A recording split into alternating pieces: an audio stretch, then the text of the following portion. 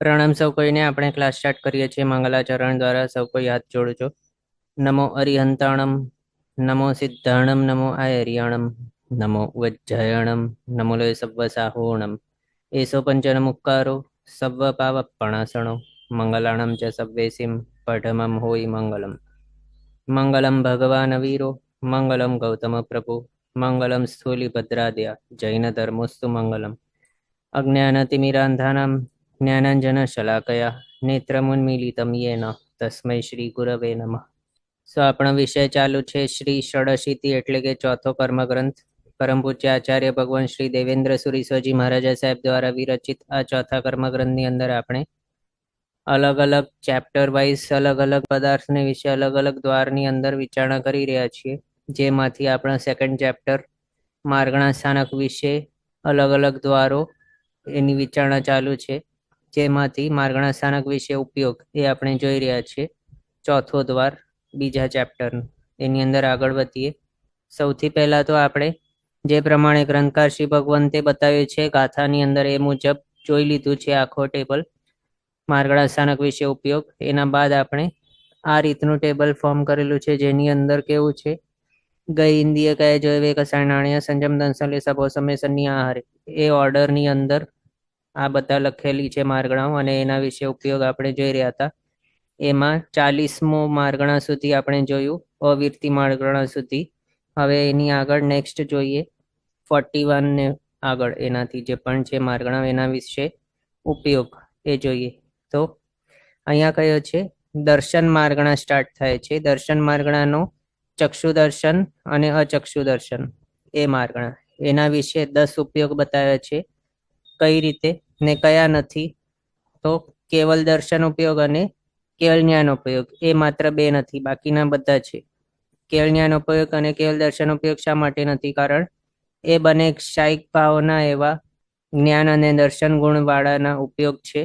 પણ આ કેવા છે ચક્ષુ દર્શન અને અચક્ષુ દર્શન એ માત્ર જે નોન કેવલી હોય છદ્મસ્ત જીવો હોય એમને જ આ હોઈ શકે છે એવા છે. એમાંથી પણ જેટલા પણ છદ્મસ્ત જીવો છે બધા જ ને કમ્પલસરી અચક્ષુ દર્શન તો હોવાનું જ છે. અને જે ચક્ષુરિન્દ્રિય સહિત એવા છદ્મસ્ત જીવ છે જેઓએ પર્યાપ્તિ પૂરી કરી લીધી છે એવા જીવોને વિશે ચક્ષુ દર્શન હોય છે. એવા છદ્મસ્ત જીવો ચક્ષુવાળા એમને એના હિસાબે આ બંને જે છે એની અંદર કોમન શું છે કે એ પહેલા તો છદ્મસ્ત હોવા જોઈએ તો જ એને હોઈ શકે. ચક્ષુરિન્દ્રિય વાળા હોય પણ કેવલી જો બની ગયા હોય તો પછી એમને ચક્ષુ દર્શન નહીં હોય.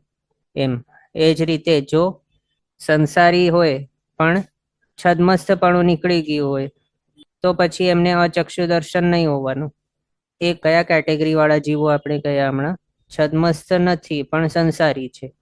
એનો મિનિંગ કયા જીવો? તો 13મા કે 14મા ગુણસ્થાનક વાળા જીવ. તેઓ કેવા હોય? હજી સંસારી છે એટલે હજી સિદ્ધપણું તેમને પ્રાપ્ત નથી થયું, મોક્ષ પ્રાપ્ત નથી થયું. અહીંયા સંસારની અંદર રહેલા છે, શરીરધારી છે પણ તેઓનું છદ્મસ્તપણું નીકળી ગયું છે. તો એવા જીવોને વિશે અચક્ષુ દર્શન નહીં હોય એમ. એટલે કેવલી ભગવંતો આ માર્ગણાની અંદર નહીં આવે. એના હિસાબે કેવલી ભગવંતોને જે હોય માત્ર જ્ઞાનોપયોગ ને દર્શનોપયોગ એ અહીંયા નહીં હશે. કારણ કેવલી ભગવંત આ માર્ગણાની અંદર ફિટ જ નથી બેસતા એના માટે એ રીતે. અને હવે આગળના જે પણ છે ચક્ષુ દર્શન ને અચક્ષુ દર્શન આ માર્ગણાની અંદર અજ્ઞાનોપયોગ 3 હોઈ શકે, 4 જ્ઞાનોપયોગ હોઈ શકે, 5 જ્ઞાન છે એનામાંથી કેવલ જ્ઞાન છોડીને બાકીના 4 જ્ઞાન ઉપયોગ. પછી દર્શનમાંથી 4 દર્શન છે એનામાંથી એક કેવલ દર્શન છોડીને બાકીના 3 દર્શન ઉપયોગ પોસિબલ છે યથાયોગ્ય. આ રીતે આપણે જોયું 10 ઉપયોગ પોસિબલ ચક્ષુ દર્શન અને અચક્ષુ દર્શન માર્ગણા. પછી અવધિ દર્શન માર્ગણા એની અંદર જ્ઞાનોપયોગ બતાવે છે 4 અને દર્શન ઉપયોગ બતાવે છે 3. ટોટલ 7 ઉપયોગ બતાવે છે. આની અંદર કર્મગ્રંથકાર શ્રી ભગવંતના મત મુજબ અવધિ દર્શન ક્યારે કોને હોય? તો માત્ર જે જીવને અવધિ જ્ઞાન હોય એને જ અવધિ દર્શન માનેલું છે કર્મગ્રંથકાર શ્રી ભગવંતના મત મુજબ. એના હિસાબે જેમને વિભંગ જ્ઞાન હોય એટલે કે તે પહેલા બીજા અથવા તો પહેલેથી ત્રીજા ગુણસ્થાનકે જે છે વિભંગ જ્ઞાની એના વિશે અવધિ દર્શન નથી ગણેલું. પણ ચોથા ગુણસ્થાનકથી 12મા ગુણસ્થાનક સુધી જે જીવને અવધિ જ્ઞાન પ્રગટેલું છે એના વિશે જ અવધિ દર્શન માનેલું છે. એના હિસાબે અહીંયા માત્ર જ્ઞાન હોઈ શકે, એટલે કે માત્ર જ્ઞાનોપયોગ જ હોઈ શકે, પણ અજ્ઞાન ઉપયોગ નહીં હોય કોઈ પણ. પછી અવધિ દર્શન કેવું છે? કેવલી ભગવંતને અવધિ દર્શન નહીં હોય. અવધિ દર્શન ક્ષમિક ભાવ વાળું આ છે ગુણ. એટલે એ માત્ર કોને હોઈ શકે? તો જે છદ્મસ્થ જીવો છે એમને હોઈ શકે. એ પણ સમકીતી એવા છદ્મસ્થ જીવ એમને હોઈ શકે છે. એના હિસાબે અહીંયા કેવું છે? માત્ર જ્ઞાન ઉપયોગ પોસિબલ છે, એ પણ 4 જ, પણ કેવલ જ્ઞાન ઉપયોગ એ નહીં હશે. કેવલી ભગવંતને વિશે અવધિ દર્શન નહીં હોય એના હિસાબે. બાકી તો મતિ જ્ઞાન, શ્રુત જ્ઞાન, અવધિ જ્ઞાન. અવધિ જ્ઞાન કમ્પલસરી અહીંયા હોય, પછી મતિ જ્ઞાન, શ્રુત જ્ઞાન પણ કમ્પલસરી હોય. એક ઓપ્શનલ કયું છે? મનોપર્ય જ્ઞાન. કેટલાક એવા જીવો હોય અવધિ દર્શન માર્ગણાળ કે જેને મનોપર્ય જ્ઞાન પ્રગટ્યું હોય, એ કેટલાક એવા પણ હોય કે જેમને મનોપર્ય જ્ઞાન નહીં પ્રગટ્યું હોય. એવા પણ જેટલા પણ જીવો છે અવધિ દર્શન માર્ગણાવાળા, બધાને કમ્પલસરી મતિ જ્ઞાન, શ્રુત જ્ઞાન, અવધિ જ્ઞાન આ 3 તો હોવાના. એમ પણ કેવલ જ્ઞાન પોસિબલ નથી, એ જોયું. પછી દર્શનનો ઉપયોગ, એના વિશે વિચારીએ તો ચક્ષુ દર્શન, અચક્ષુ દર્શન, એની અંદર આપણે એમ જો વિચારીએ તો અચક્ષુ દર્શન કમ્પલસરી હોય અહીંયા. કારણ આ કેવા છે? આપણે આગળ રૂલ બનાવીને યાદ રાખવા કીધું હતું કે દરેક છદ્મસ્થ જીવને કમ્પલસરીલી અચક્ષુ દર્શન હોય જ. અને એના ઉપરથી એ રૂલ અહીંયા અપ્લાય કરીએ આપણે તો અવધિ દર્શન માર્ગણાવાળા છે કેવા છે? એ બધા છદ્મસ્થ હોય છે.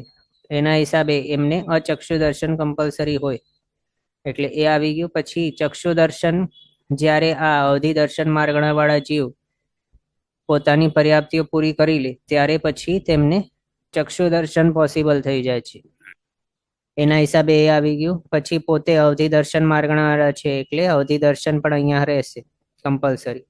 આ રીતે 3 દર્શન ઉપયોગ, પણ કેવલ દર્શન ઉપયોગ પોસિબલ નથી, કારણ એ છદ્મસ્થપણું નીકળી જશે ત્યારે કેવલ દર્શન પ્રગટે છે. કેવલી અવસ્થાની અંદર હોય પણ ત્યારે આ માર્ગણા નહીં રહેશે, કેવલ દર્શન માર્ગણા થઈ જશે, કન્વર્ટ થઈ જશે, આ નહીં રહેશે પછી.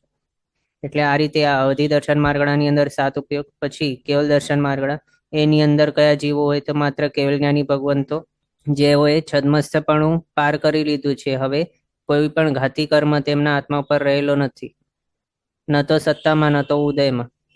ત્યારે તેઓ કેવલ જ્ઞાન, કેવલ દર્શન પ્રગટાવે છે પોતાના આત્માની અંદર. એટલે આ જીવો છે કેવલ દર્શન માર્ગણાવાળા, એમને માત્ર બધા જ જ્ઞાનમાંથી એક પણ અજ્ઞાન નહીં રહેશે, અને બધા જે 5 જ્ઞાન છે બધામાંથી માત્ર એક કેવલ જ્ઞાન જ હશે. એ જ રીતે દર્શનમાંથી પણ માત્ર કેવલ દર્શન જ હશે. એટલે આ રીતે આ 2 ઉપયોગ, કેવલ જ્ઞાન ઉપયોગ, કેવલ દર્શન ઉપયોગ, એના સિવાય બીજા કોઈ નહીં.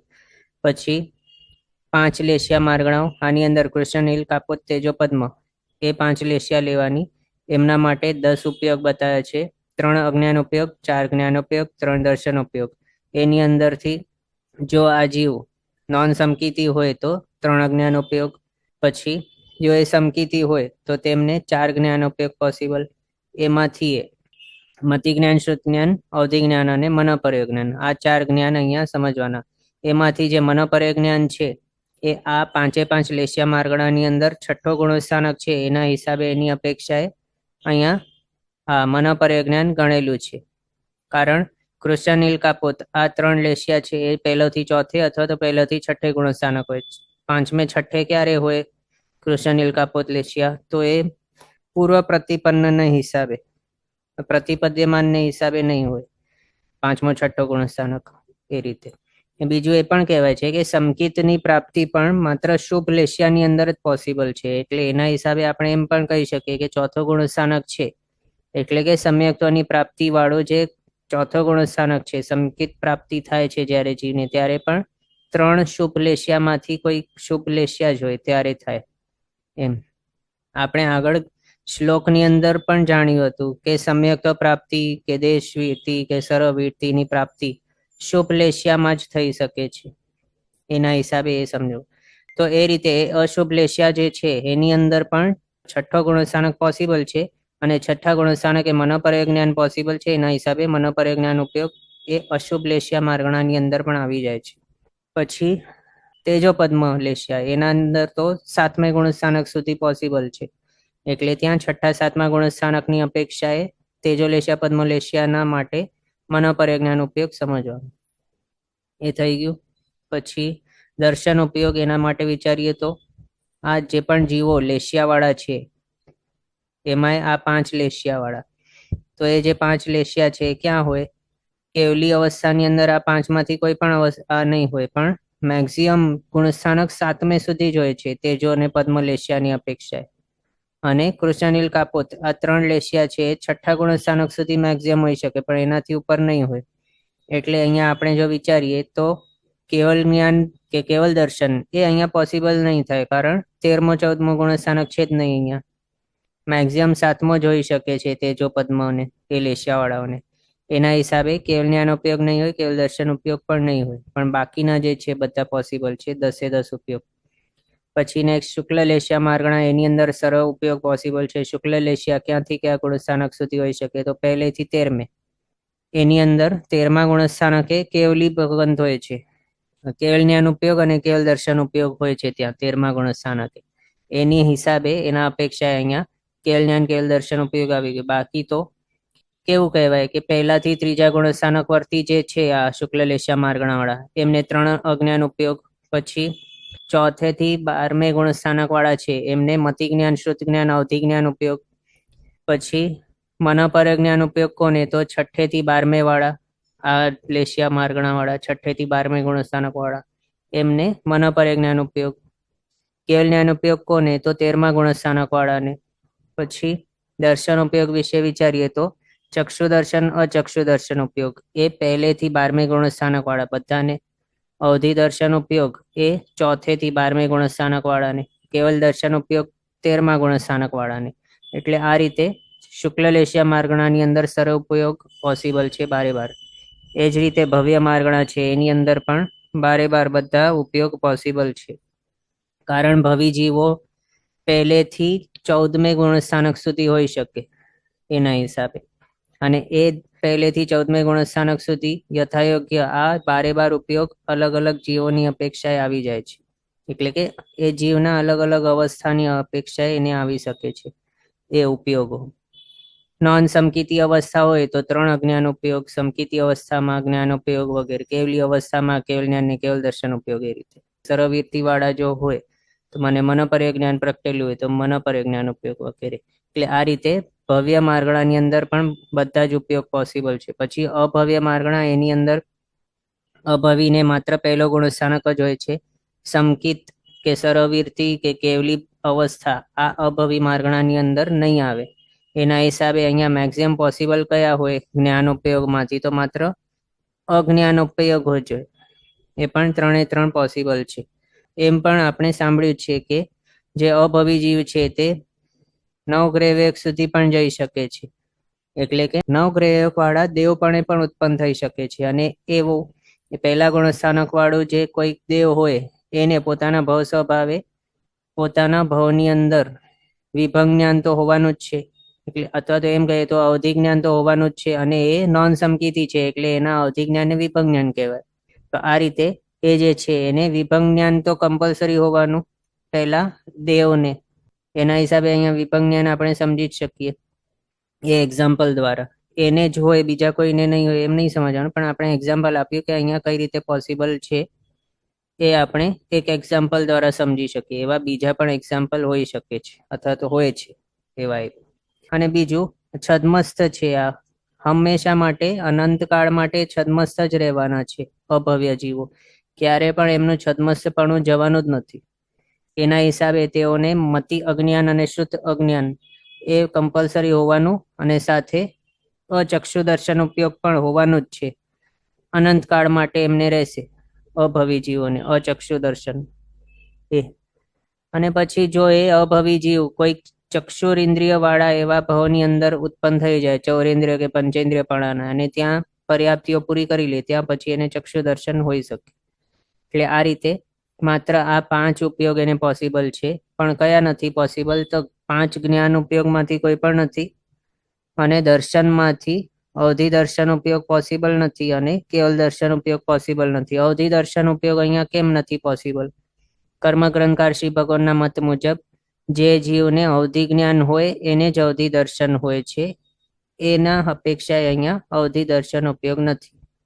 પણ સિદ્ધાંતકાર શ્રી ભગવાનનો મત જો લઈએ કે વિભંગ જ્ઞાનીને અવધિ દર્શન હોય તો એના હિસાબે સિદ્ધાંતકાર શ્રી ભગવાનના મત મુજબ અહીંયા અવધિ દર્શન પોસિબલ થઈ જાય છે.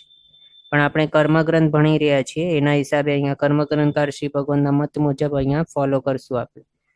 અવધિ દર્શન ઉપયોગ અહીંયા નથી.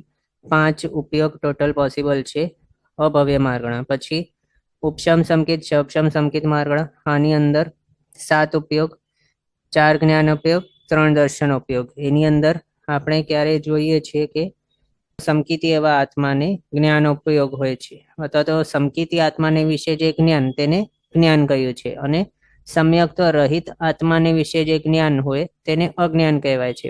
તો આ બંને કેવા છે માર્ગણા? બંને સમકિતી માર્ગણા છે, સમ્યક્ત્વ વાળી માર્ગણા છે. ઉપશમ સંકિત છે અને ક્ષપશમ સંકિત, બંને માર્ગણા વાળા જીવો સમ્યક્ત્વી કહેવાય છે, અને એના હિસાબે તેઓના વિશે જે જ્ઞાન હશે તે જ્ઞાન કહેવાશે. અને તેમને આ બંને કેવા છે? છદ્મસ્થ અવસ્થાની અંદર જ હોય એવા છે આ બંને સમ્યક્ત્વ. આ બંનેમાંથી કોઈ પણ સમ્યક્ત્વની અંદર છદ્મસ્થપણું ચાલ્યું ગયું એવું પોસિબલ નથી. કેવલી અવસ્થા આવા સમ્યક્ત્વી અવસ્થાની અંદર નહીં હોય. એના હિસાબે અહીંયા છદ્મસ્થપણે જે હોય જ્ઞાન ને દર્શન એ રહેશે માત્ર. એના સિવાયના કેવલી અવસ્થાની અંદર જે હોય જ્ઞાન ને દર્શન એ અહીંયા નહીં રહેશે. એટલે અહીંયા આપણે જો વિચારીએ તો છદ્મસ્થ એવા સમકિતી ને કમ્પલસરી જે હોય એ જ્ઞાન અહીંયા આવી જશે. કયા? તો મતિ જ્ઞાન, શુદ્ધ જ્ઞાન, એ બંને અહીંયા હશે કમ્પલસરી. પછી છદ્મસ્થ એવા જીવને કમ્પલસરી જે હોય એવો અચક્ષુ દર્શન અહીંયા રહેશે. કમ્પલસરી વાળા જોઈ લીધા. હવે આગળ બીજો જોઈએ કે આ માર્ગણા વાળા જીવને વિશે જો અવધિ જ્ઞાન હોય તો એને અવધિ જ્ઞાન ઉપયોગ આવી ગયું. પછી જો એ સરવિરતિધર હોય તો મન પર જ્ઞાન જો પ્રગટેલું હોય તો મન પર જ્ઞાન ઉપયોગ આવી ગયું. પછી દર્શન વિશે વિચારીએ તો જો એ જીવને અવધિ જ્ઞાન પ્રગટેલું હોય તો અવધિ દર્શન ઉપયોગ આવી ગયું. ચક્ષુ ઇન્દ્રિય વાળો એવો જીવ, એને જો પર્યાપ્તિઓ પોતાની સહયોગ્ય પૂરી કરી લીધી છે, 6 પર્યાપ્તિઓ, ત્યારે એમને પછી ચક્ષુ દર્શન ઉપયોગ આવી શકે છે. અને અહીંયા શપશમ સંકિત કયા ભાવની અંદર લઈ જઈ શકાય? તો માત્ર પંચેન્દ્રિયપણાના ભાવની અંદર. એ જ રીતે ઉપશમ સંકિત એ નેક્સ્ટ ભાવની અંદર જો લઈ જઈ શકાય તો માત્ર એક જ સિચ્યુએશનની વાળા, એ પણ એક મતના મુજબ. કેવું? કે શ્રેણીગત ઉપશમ સંકિતી એવો કોઈક મનુષ્ય જેણે પહેલાથી જ દેવાયુ બાંધી દીધું છે, એ જો ઉપશમ શ્રેણીની અંદર એનો ભાવક્ષય થઈ જાય, ત્યાંથી એ મૃત્યુ પામીને પોતાના દેવપણાના નેક્સ્ટ ભાવની અંદર ઉત્પન્ન થાય, ત્યાં એ ઉપશમ સંકેત લઈને ઉત્પન્ન થાય છે. એટલે આ કેવા છે? માત્ર આટલું ઉપશમ સંકેત અહીંયા આપણે જે જોયું એ માત્ર એક મતના હિસાબે એવું છે, પણ બાકી પ્રસિદ્ધ મતના હિસાબે એવું નથી. એ ઉપશમ સંકેત લઈને એની અંદર એવું છે કે શ્રેણીગત ઉપશમ સંકેતી ઉપશમ શ્રેણીની અંદરથી તેઓનો ભાવક્ષય થઈ ગયો, આયુષ્ય પૂરું થઈ ગયું, ત્યાં હવે એ નેક્સ્ટ પોતાના જે દેવભાવની અંદર ઉત્પન્ન થાય છે ત્યાં એને પહેલા સમયથી જ શવશમ સંકિત છે, એવો પણ મત છે. એટલે એની અંદર અલગ અલગ આપણે મતો જોયેલા છે. શોર્ટમાં અહીંયા એ સમજવાનું કે આ જે જીવ છે, જે ઉપશમ સંકિત માર્ગણા વાળા જીવ છે, એને અવધિ દર્શન ઉપયોગ અહીંયા કઈ રીતે હોઈ શકે? તો એક્ઝામ્પલ માટે આપણે દેવોને નારકીઓને વિશે જાણી શકીએ. દેવ પણ એ જીવતા હોય અથવા તો નારકી પણ એ જીવી રહ્યા છે, ત્યાં એને જો ગ્રંથિભેદજન્ય ઉપશમ સંકિત હોય અને ત્યાં એના ભાવ સ્વભાવે એને અવધિ જ્ઞાન છે જ, તો હવે એ સમ્યક તો પામ્યો, તો એના વિશે જે અવધિ જ્ઞાન રહેલું છે એના ભાવ સ્વભાવે, એને પછી અવધિ જ્ઞાન કહેવાય છે. એક પાકશાળીનો હેન્ડરેસ છે, બોલો. પ્રણામ નિમિષભાઈ. આ હમણાં શ્રેણીગતમાં આપે કહ્યું ને કે મૃત્યુ પામે તો દેવપણામાં જઈને ક્ષયક્ષમ પામી જાય એક મતના અનુસાર, એટલે પ્રસિદ્ધ મતના અનુસાર. તો એ મૃત્યુ પામે ત્યારે તો ઉપશમ સમ્યક્ત્વ છે હજુ, બરાબર? અને દેવપણામાં જાય ઉત્પન્ન થાય પેલા વિગ્રહમાં શું ઘટાડવાનું આપણે? એ દેવપણાનું કેવું થાય છે એટલે કે આ ભાવનું એનું આયુષ્ય કમ્પ્લીટ થઈ ગયું અને તરત જ એનું દેવ આયુષ્યનું ઉદય સ્ટાર્ટ થઈ ગયું, એટલે ત્યાં વિગ્રહની અંદર પણ એને અક્ષમ હોય છે એને. એટલે આ ભાવનું આયુષ્ય એને કમ્પ્લીટ થઈ ગયું. દેવભાઈનું આયુષ્ય ફર્સ્ટ સમયે જેનો ઉદય સ્ટાર્ટ થયો ત્યારથી જ એને સમકિત મૌન્યનો ઉદય સ્ટાર્ટ થઈ ગયું. એટલે વિગ્રહ ગતિની અંદર પણ આ જ છે, ક્ષપક્ષમ સમકિતિ છે. જી, ખૂબ સુંદર. પ્રણામ. જી પ્રણામ. હા, તો એ રીતે આપણે આ જોયું ઉપશમ સમકિત માર્ગણા અને ક્ષપક્ષમ સમકિત માર્ગણા, એ બંનેની અંદર 7 ઉપયોગ પોસિબલ છે. અને અજ્ઞાન ઉપયોગ એક પણ નથી, અને કેવલ જ્ઞાન ઉપયોગ, કેવલ દર્શન ઉપયોગ એ નહીં રહેશે, કારણ આ બંને છદ્મસ્થ અવસ્થા વાળા જ માર્ગણાઓ છે એના હિસાબે. પછી નેક્સ્ટ છે શાયિક સમકિત માર્ગણા. એની અંદર પણ આ શાયિક સમકિત છે, એની અંદર બધા જે પણ જીવો છે એમના વિશે જે હશે જ્ઞાન તેને જ્ઞાન જ કહેવાય છે, સમ્યક જ્ઞાન છે ત્યાં. અને નોન સમકિતી અવસ્થા છે જ નહીં, એના હિસાબે અજ્ઞાન અહીંયા કોઈ પણ નહીં રહેશે ત્રણેયમાંથી. બીજું શાયિક સમકિત માર્ગણા, આ ક્યાંથી ક્યાં ગુણસ્થાનક સુધી હોય તો 4 થી 14. એની અંદર કેવલી અવસ્થા પણ આવી જાય છે. છદ્મસ્થ અવસ્થા તો આવે છે, એની સાથે કેવલી અવસ્થા પણ આવી જાય છે. તો છદ્મસ્થ એવા સમકિતીને કમ્પલસરી જે હોય એ અહીંયા જ્ઞાન પહેલા સમજી લેવાના. કયા? મતિ જ્ઞાન ને શુદ્ધ જ્ઞાન એ કમ્પલસરી હોય છદ્મસ્થ સમકિતી જીવને. એ બે થઈ ગયા. પછી જો એને વિશે અવધિ જ્ઞાન પ્રગટેલું હોય તો અવધિ જ્ઞાન આવી ગયું. જો એ સરવૃત્તિધર હોય અને મનોપર્ય જ્ઞાન પ્રગટેલું હોય તો મનોપર્ય જ્ઞાન આવી ગયું.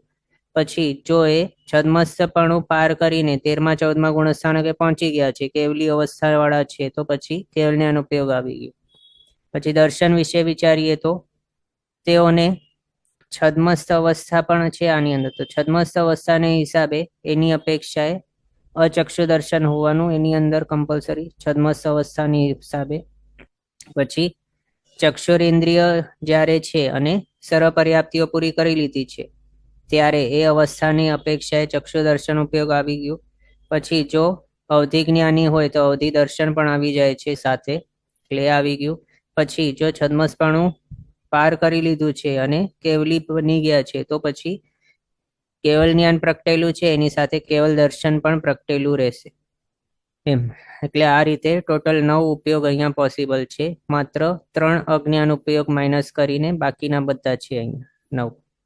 પછી નેક્સ્ટ છે મિશ્ર સમ્યક્ત.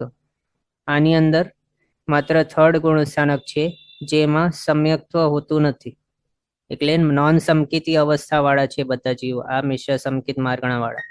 અને બીજું આ કેવા છે? બધા છદ્મસ્થ અવસ્થા વાળા છે. એના હિસાબે છદ્મસ્થપણે નોન સમકિતી એવા જીવને જે હશે જ્ઞાન તે અહીંયા લેવાના. કયા હશે? તો માત્ર અજ્ઞાન જ હશે. તો એ 3 અજ્ઞાન અહીંયા પોસિબલ છે. પછી જે છદ્મસ્થ જીવ છે એમને કમ્પલસરી જે હોય એવો અચક્ષુ દર્શન અહીંયા લઈ લેવાનું.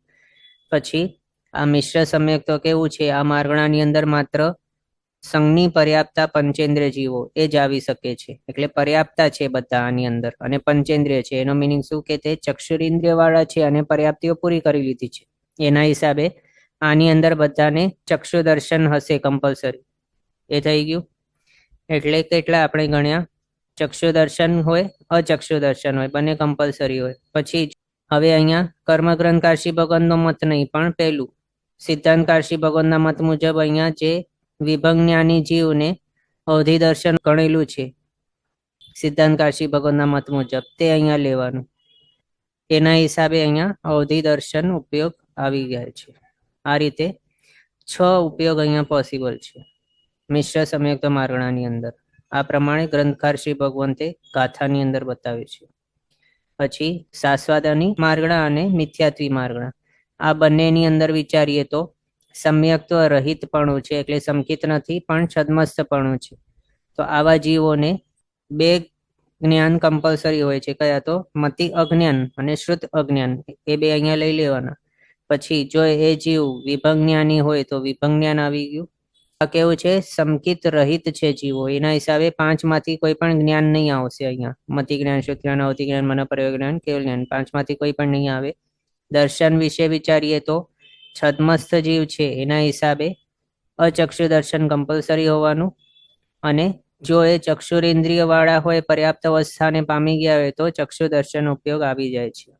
આ રીતે 2 દર્શન ઉપયોગ માત્ર હોય છે પોસિબલ, પણ અહીંયા અવધિ દર્શન ઉપયોગ પોસિબલ નથી. અહીંયા કર્મગ્રંથકાર શ્રી ભગવાનનો મત લીધેલ છે.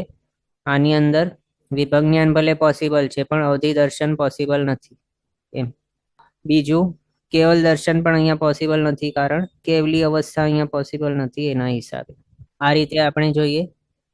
આ એક ભાગશાળીનો એન્ટ્રેસ છે, બોલો. તો સર આપણે મિશ્ર સમ્યક્તમાં કેમ અવધિ દર્શનનો ઉપયોગ લીધો? કારણ કે એ તો વિભંગ જ્ઞાન વાળો હોય. હા, એમ જ ગાથા રચનાકાર ભગવાન છે તેઓએ અહીંયા ગ્રહણ કરેલું છે અજ્ઞાન, એટલે 3 અજ્ઞાનની સાથે આ અવધિ દર્શન ઉપયોગ ગણ્યો છે. એમાં એમ બતાવ્યું છે કે આ શા માટે ગણ્યું, કારણ આની અંદર માત્ર આગમનો મત એટલે કે સિદ્ધાંતકારશી ભગવંતનો મત ના અપેક્ષા માત્ર લીધું છે, બસ એ જ. પણ નહીં તો આખા બીજા કોઈ પણ ઠેકાણે એ નહીં રહેશે. હા, કારણ કે આગળ આપણે બધી જોયું હતું ત્યાં આપણે વિભંગ જ્ઞાન ને કર્મગ્રંથના હિસાબે જ લીધેલું હતું. Okay sir. બીજું એમ પણ આપણા ધીરજભાઈ પંડિતજી જે છે એમના બુકની અંદર એ પ્રમાણે બતાવ્યું છે કે આ કઈ અપેક્ષાએ લીધેલું હશે અવધિ દર્શન ઉપયોગ આની અંદર. તો એ એવા કોઈક જીવની અપેક્ષાએ કે જે સમ્યક તો અભિમુખ છે એના અપેક્ષાએ લીધેલું હોઈ શકે એવું બતાવ્યું છે. પણ જો એની અપેક્ષાએ લીધેલું હોય તો 5 જ્ઞાન ઉપયોગમાંથી 3 જ્ઞાન આવવા જોઈતા હતા, એ પણ લીધેલા હોવા જોઈએ પછી. કારણ જો માત્ર આપણે એમ વિચારીએ કે આ જો છે જે અવધિ દર્શન માત્ર અવધિ જ્ઞાનીને વિશે ગણીએ છીએ કર્મગ્રંથ કાશી ભગવાનના મત મુજબ, એને જો અહીંયા ગ્રહણ કરેલું હોય એ માનીને કે જે સંકિતને અભિમુખ છે એને વિશે જ્ઞાન ગણેલું છે, એમ માત્ર જો વિચારીને અહીંયા અવધિ દર્શન ગ્રહણ કરીએ તો એની સાથે અવધિ જ્ઞાન પણ ગ્રહણ કરવું પડે. એટલે અહીંયા વિચારણા છે અહીંયા બેસી નથી એવી કે સંકિતની અભિમુખતાને હિસાબે અહીંયા અવધિ દર્શન લીધેલું હશે, એ અહીંયા બેસતું નથી. પણ શું બેસે છે સારી રીતે કે સિદ્ધાંત કાશી ભગવાનનો મત અહીંયા ગ્રહણ કરેલું છે, અને એ આપણે આ રીતે પણ જોયું હતું. 1 મિનિટ. હા સર, એક ક્લાસમાં આપણે જોયું હતું. આ રહ્યું. હા. યહ ચ અવધિ દર્શનમ આગમ અભિપ્રાયણ ઉચ્યતે. એટલે અહીં જે અવધિ દર્શન ગણેલું છે તે આગમના અભિપ્રાય વડે કહેવાયેલું છે. અન્યથા એ તે શું નહીં તો આ જ માર્ગણા સ્થાનકો વિશે જે ગુણ સ્થાનક આજ એટલે અહીંયા જ આ ગ્રંથની અંદર જે ગાથાકાર એટલે કે ગ્રંથ રચનાકાર ભગવાન છે તેઓએ જ આગળ માર્ગણા સ્થાનકો વિશે ગુણ સ્થાનક જ્યારે બતાવ્યું હતું તેઓએ, ત્યારે એની અંદર જ આ પ્રમાણે ગાથા રચના કરેલી હતી. અજયાયી નવ મહિષુ ઓહી દુગે, એટલે કે મતિ જ્ઞાન, શુદ્ધ જ્ઞાન, અવધિ જ્ઞાન અને અવધિ દર્શન, આ 4 માર્ગણા છે જ્ઞાન માર્ગણા. એના વિશે અજયાયી 9 એટલે કે 4થો થી 12મો ગુણ સ્થાનક, એ 9 ગુણ સ્થાનકો હોય છે. 4થો થી બતાવ્યું છે અવધિ દર્શન માટે એમ. એટલે એના હિસાબે અહીંયા 4થા કર્મગ્રંથમાં ગાથા નંબર 33 ની નંદન મુનિકૃત ટીકાની અંદર આ બતાવ્યું છે. આગમના અભિપ્રાય વડે અહીંયા બતાવ્યું છે. આ જે મિશ્ર સમ્યક્ત માર્ગણાની અંદર અવધિ દર્શન ગ્રહણ કર્યું છે એને આગમનો મત અથવા તો સિદ્ધાંતકારશી ભગવાનનો મત ગ્રહણ કરેલું સમજવાનું. ઓકે સર, આભાર. જી. બીજા એક ભાગ્યશાળીનો હેન્ડેસ છે, બોલો. જી પ્રણામ. તો પછી મને જિજ્ઞાસા એમ થાય છે કે આપણે ત્રીજે અજ્ઞાન હોવા છતાં ત્યાં લીધું, તો પહેલે પીછે એટલે શાશ્વત મિથ્યાત્વ કેમ નહીં લીધું? અવધિ દર્શનની જ વાત કરું છું. એ જ સમજ નથી પડતી. અહીંયા તો આમ પણ અહીંયા અવધિ દર્શન નહીં હોવું જોઈતું હતું કર્મગ્રંથ કાશી ભગવાનના મત મુજબ. જો અહીંયા લીધું છે વિભંગ જ્ઞાનને, અહીંયા સિદ્ધાંત કાશી ભગવાનનો મત અહીંયા માટે લીધેલ છે, તો પછી અહીંયા પણ લેવું જોઈતું હતું સિદ્ધાંત કાશી ભગવાનનો મત, પણ એ નથી લીધું. હવે એમાં ગ્રંથકાશી ભગવંતનો એવી રચનાની એવી કોઈક હશે રીઝન કે જેના માટે તે એ રીતેની રચના કરેલ છે. હવે એ આ રીતે શા માટે કર્યું હશે તે તેઓ કહી શકે, અથવા તો કેવલી ગમ્ય છે. ઓકે જી, ધન્યવાદ. પ્રણામ. જી પ્રણામ. તો આ રીતે આપણે આ જોયું શાસ્વદન અને મિથ્યાત્વ, આ 2 માર્ગણાની અંદર 5 ઉપયોગ છે પોસિબલ. 3 અજ્ઞાન ઉપયોગ અને ચક્ષુ દર્શન અચક્ષુ દર્શન ઉપયોગ. પછી સંજ્ઞી માર્ગણા, એની અંદર સર્વ ઉપયોગ બધા જ ઉપયોગ પોસિબલ છે. સંજ્ઞી માર્ગણા એવી છે કે જેની અંદર છદ્મસ્થ અવસ્થા આવી ગઈ, નોન સમકીતી અવસ્થા આવી, એના હિસાબે 3 અજ્ઞાન ઉપયોગ આવ્યા. પછી સમ્યક્ત્વી અવસ્થા આવી, એના હિસાબે જ્ઞાન ઉપયોગ આવ્યા. મતિ જ્ઞાન, શ્રુત જ્ઞાન, અવધિ જ્ઞાન, એ ત્રણના ઉપયોગ આવે. પછી સરવૃત્તિ વાળી અવસ્થા પણ આવી જાય છે. એના હિસાબે મનોપર્ય જ્ઞાન ઉપયોગ આવી ગયું, અને કેવલી અવસ્થા પણ અહીંયા આવી જાય છે. 13મા ગુણસ્થાનક ને 14મો ગુણસ્થાનક એના હિસાબે અહીંયા આપણને થાય કે જે 13મા ગુણસ્થાનક વર્તી છે એમને તો નો સંગની નો અસંગની બતાવ્યા છે, પણ એમાં કેવું છે, તેઓને આ જે ભાવ મળ્યું છે તેમનું લાસ્ટેસ્ટ ભાવ છે એની અંદર તેઓ સંઘની પંચેન્દ્રિયપણાના ભાવની અંદર ઉત્પન્ન થયા છે, એટલે એની અંદર જન્મ લીધું છે તેવા પ્રકારના જીવ પણ. બીજું, તેઓ જે છે તેમને વિશે મનોયોગ બતાવ્યું છે દ્રવ્ય મનની અપેક્ષાએ 13મા ગુણસ્થાનક વાળાને. એટલે પૂર્વ અવસ્થાની અપેક્ષાએ અહીંયા 13મા ગુણસ્થાનકે પણ સંજ્ઞીપણું ગણ્યું છે, અને એ જ રીતે પૂર્વ અવસ્થાની અપેક્ષાએ 14મા ગુણસ્થાનકે પણ સંજ્ઞીપણું ગણેલું છે. તો એ રીતે એના હિસાબે અહીંયા કેવલી અવસ્થા પણ આવી જાય છે સંજ્ઞી માર્ગણાની અંદર. એના હિસાબે કેવલી અવસ્થાની અંદર જે હોય કેવલ જ્ઞાન, કેવલ દર્શન ઉપયોગ, એ પણ અહીંયા પોસિબલ થઈ જાય છે. આ રીતે 3 અજ્ઞાન, 5 જ્ઞાન ને 4 દર્શન, ટોટલ 12 ઉપયોગ અહીંયા પોસિબલ થઈ ગયા. પછી અસંગની માર્ગણા, એની અંદર વિચારીએ તો આની અંદર કયા જીવ હોય, તો જે નોન સમકીતી હોય એવા જ જીવો અહીંયા હોઈ શકે છે. ક્યાંથી ગણેલા છે સમ્યક્તોને, તો 4થો થી 14મું ત્યાં સુધી વાળા જે જીવ છે એ બધા સંસારી જીવ કહેવાય છે સમકીતી, 4થો અને એનાથી ઉપર વાળા. પણ એનાથી નીચે વાળા જે છે 1લો થી 3જો એમને સમકીતી નથી ગણેલા. અને અસંગની જીવોને વિશે મેક્સિમમ ગુણસ્થાનક કયો હોઈ શકે, તો 1લો અને બીજો. એમાં પણ બીજો ગુણસ્થાનક પ્રીવિયસ ભાવમાંથી લાવેલું હોય તો હોય. ભલે બીજો ગુણસ્થાનકનું નામ શાશ્વતન સમ્યક્તો છે, સમ્યક્તો વર્ડ ભલે પાછળ લગાડાય છે, તો પણ એક એવું છે ગુણસ્થાનક એની અંદર મિથ્યાત્વ અભિમુખતા છે. એટલે કે જીવ ત્યાં ઉપશમ સમકીતી હતો, પછી એને 4 અનંતાનુબંધીમાંથી કોઈ ક્વેશ્ચનનો ઉદય થઈ ગયો, એના હિસાબે એ મિથ્યાત્વે જઈ રહ્યો છે. 4થે હતો અથવા તો 5મે, 6ઠે, 7મે ક્યાંય હતો ત્યાં ઉપશમ સમકીતી હતો, ત્યાંથી હવે અનંતાનુબંધી કશાયનો ઉદય થતા બીજા ગુણસ્થાનકે આવી ગયું છે, શાશ્વતન સમ્યક્તિ બની ગયું છે. હવે એ બીજા ગુણસ્થાનક વર્તી એવા જે જીવ છે એમને વિશે હવે જ્ઞાન નહીં કહેવાય કર્મગ્રંથકર શ્રી ભગવાનના મત મુજબ. ત્યાં જ્ઞાન નહીં કહેવાય પણ માત્ર અજ્ઞાન કહેવાય. કારણ સમ્યક્તો ભલે વર્ડ પાછળ લગેલું છે શાશ્વતન સમ્યક્ત, તો પણ એ સમ્યક્તો કેવું છે, દૂષિત છે, મિથ્યાત્વ તરફ લઈ જાય છે એને, એવું છે.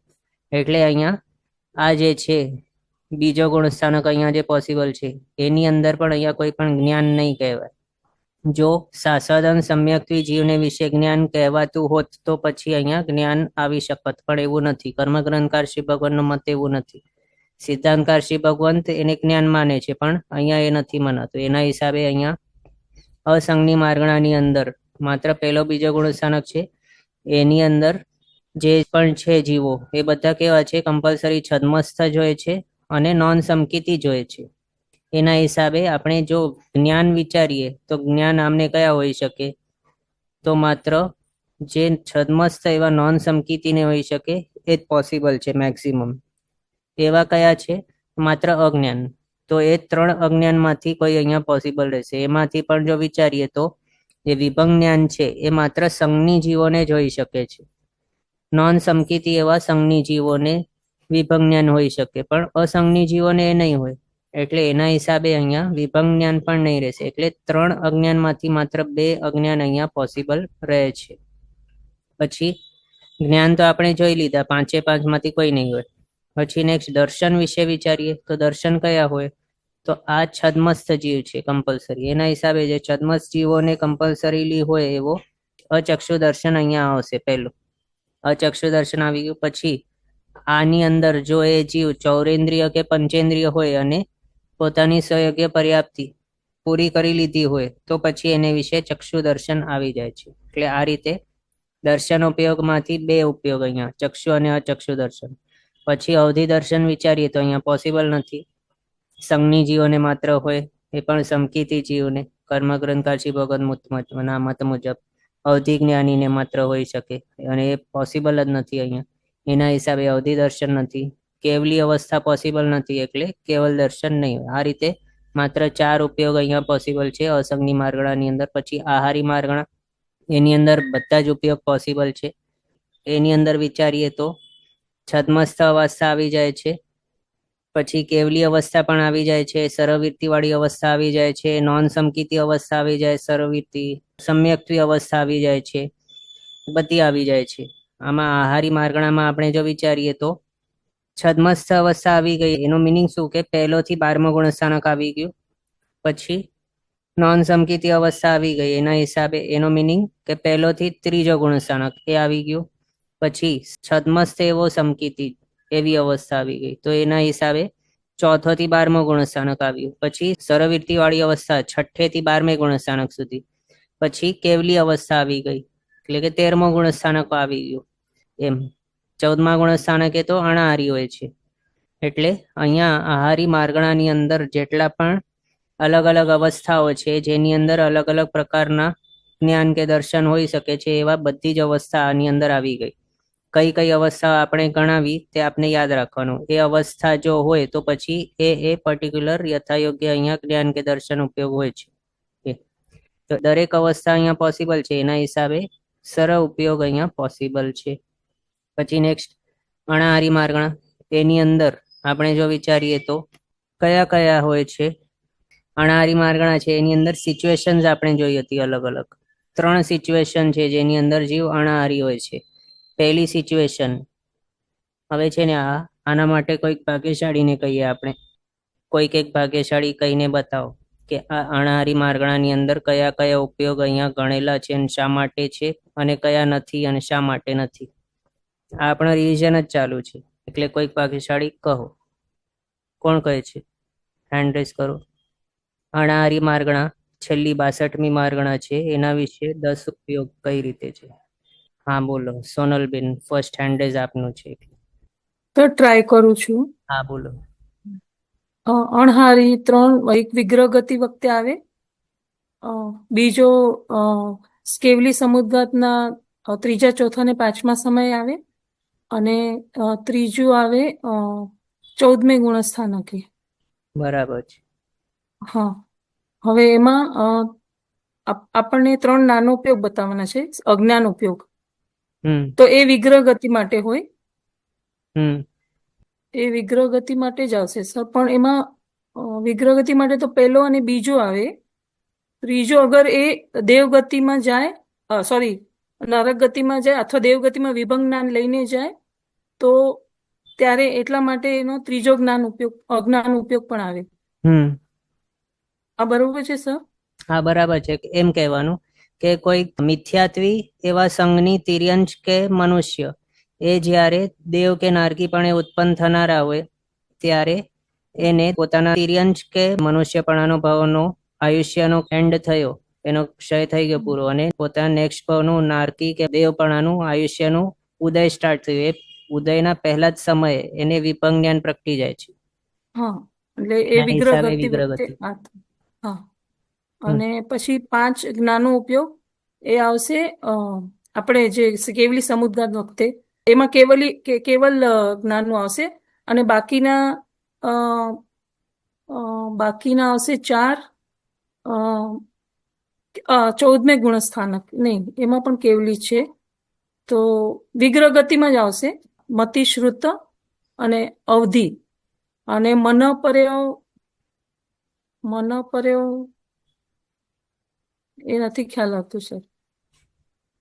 આગળનું બોલો. પછી ચક્ષુ અચક્ષુનો પ્રયોગ એ પાછું વિગ્રહ ગતિમાં જ આવશે. જે અસંગની કે સંગની, એટલે સોરી અચક્ષુ બધા માટે આવશે, સંગની અસંગની માટે. અને ચક્ષુ જે એટલે કે ચક્ષુ ઇન્દ્રિય વાળો જન્મ લેવાનો હશે એ જીવ, ત્યારે એનો ઉપયોગ એના ના સર એ નહીં આવે. અચક્ષુ તો બધાને જ આવશે, ઓલ છદ્મસ્તને. અને ચક્ષુનો ઉપયોગ આને આવશે સર. આવી શકશે કે નહીં આવે?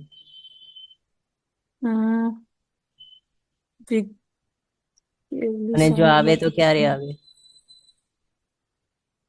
આવે તો એ એની પર્યાપ્તિ પૂરી કરતી હોય ત્યારે અણહારી પદ ન હોય ને પણ તો સર ત્યારે અહારી પદ આવી જાય.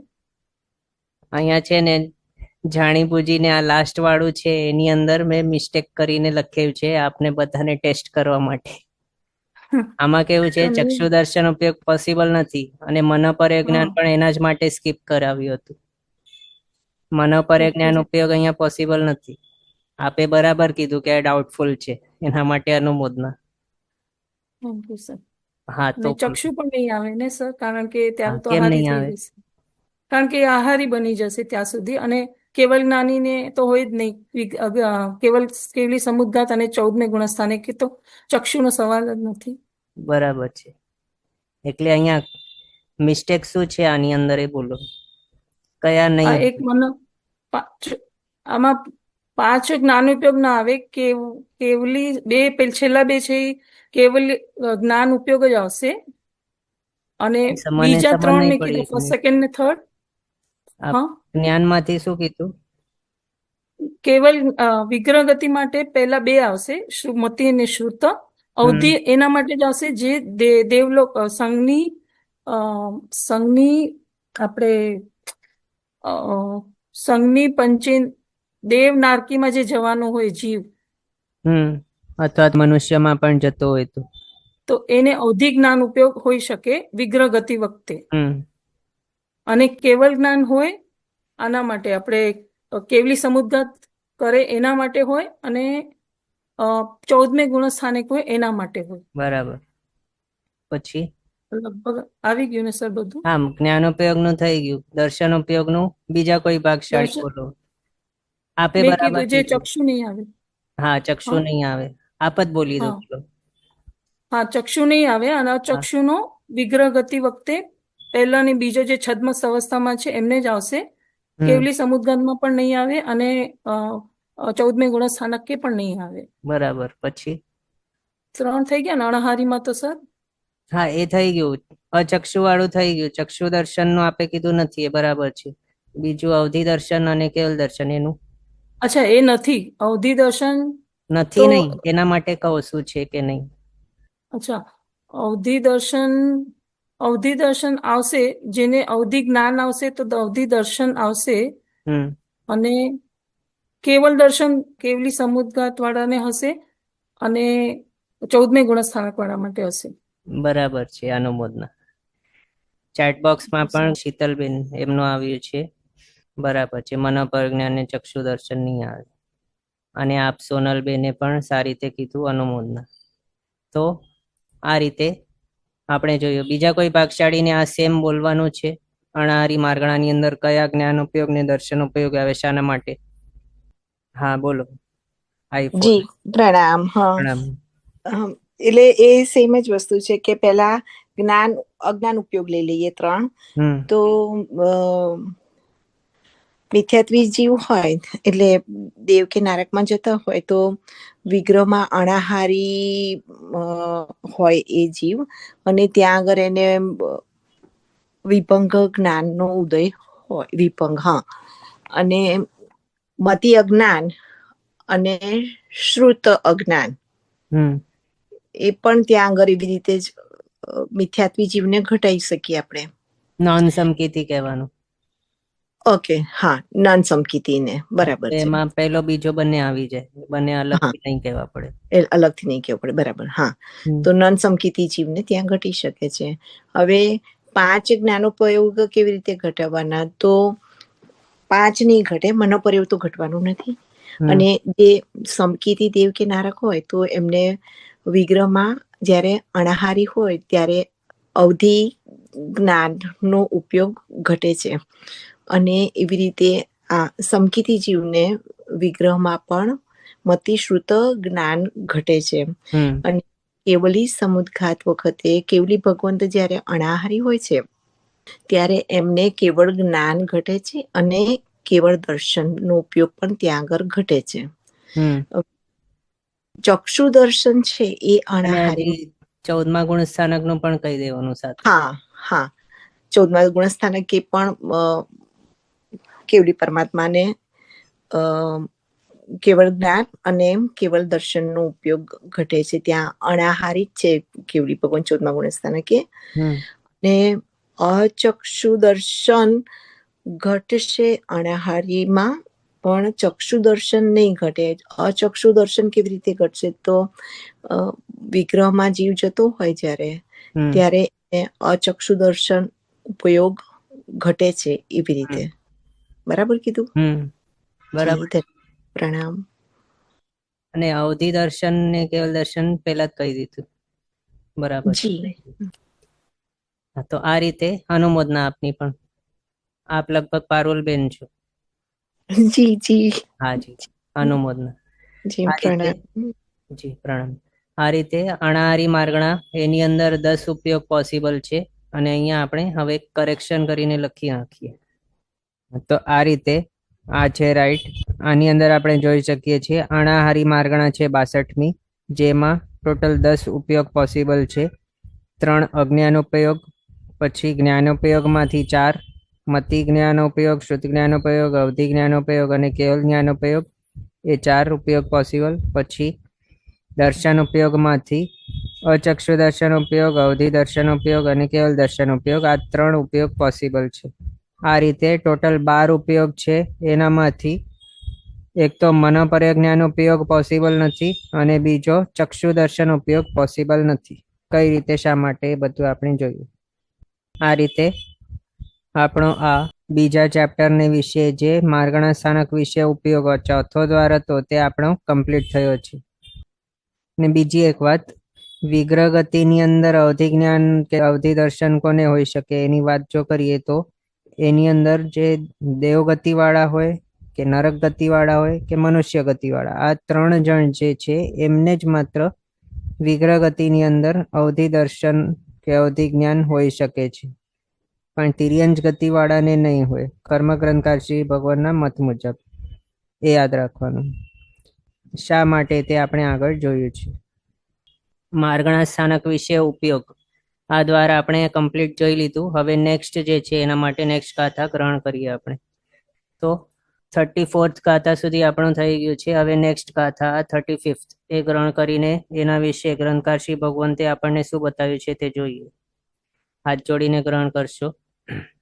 2 13 13 12 મણે કમા 8 દુ 14 વયણે 14 પણ તિન્ની કાય જીય ગુણ જોગોવ ઓગન્ને. આની અંદર ગ્રંથકાર શ્રી ભગવંતે આપણને યોગ માર્ગણા છે એના વિશે મતાંતરો બતાવ્યા છે. તો અહીંયા આપણે જોઈએ કેવું છે તે. શું બતાવે છે? 2 13 13 12 મણે એટલે મનોયોગ માર્ગણા છે એના વિશે 2 13 13 અને 12 શું તો અહીંયા બતાવે છે જીય ગુણ જોગ ઉવ ઓગ અન્ય. અહીંયા સંધિ થયેલી છે, ગો થયું છે તે જોગ પ્લસ ઉવ ઓગ, ઉ હતું અહીંયા, ગ પ્લસ ઉ ઇક્વલ્સ ટુ ગો. પછી એ જ રીતે અહીંયા પાછળનું જે અન્ય છે એ ઉવ ઓગના ક ની સાથે અહીંયા સંધિ થઈને ગન્ને થઈ ગયું, ઉવ ઓગ અન્ય. એ રીતે આ રીતે અહીંયા વર્ડ્સ કયા છે છૂટા આપણે કરીએ તો જીય, જીય એટલે કે જીવ સ્થાનક, ગુણ એટલે કે ગુણ સ્થાનક, જોગ એટલે કે યોગ, ઉવયોગ એટલે કે ઉપયોગ, અન્ય એટલે કે અન્ય એવા આચાર્ય ભગવંતોના મતના મુજબ એવું આ જે ગાથા છે એની અંદર આ પ્રમાણેનું બતાવ્યું છે.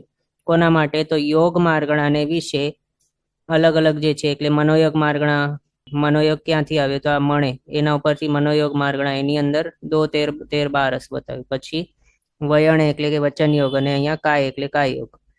તો એ જે યોગ છે માર્ગણા એના વિશે જીવ સ્થાનક કેટલા હોય તે, પછી ગુણ સ્થાનક કેટલા હોય તે, યોગ અને ઉપયોગ કેટલા હોય તે, એના વિશે અન્ય આચાર્ય ભગવંતો આ પ્રમાણે બતાવે છે. એ ક્રમસર અહીંયા બતાવે છે. કમા એટલે ક્રમસર, અનુક્રમે. કયો ક્રમ તે અહીંયા બતાવ્યો. પહેલો જે અહીંયા 2 છે એનો મિનિંગ શું થાય છે? અહીંયા છે 2 છે એનો મિનિંગ થાય છે જીવ સ્થાનક 2. પછી 13 13 કયું છે તો ગુણ સ્થાનકને માટે. બીજું આ થર્ડ જે બતાવ્યું છે ફિગર એ કોના માટે, એટલે શું દર્શાવે છે તે યોગ, અને ચોથો જે આ છે ફિગર એ દર્શાવે છે ઉપયોગ. એટલે આ રીતે જીવ સ્થાનક, ગુણ સ્થાનક, યોગ અને ઉપયોગ એ અહીંયા બતાવે છે. આ છે જીવ સ્થાનક, આ છે ગુણ સ્થાનક, આ છે યોગ અને આ છે ઉપયોગ. કોના માટે, કઈ માર્ગણા માટે? તો મણે એટલે કે મનોયોગ માર્ગણા એના માટે છે.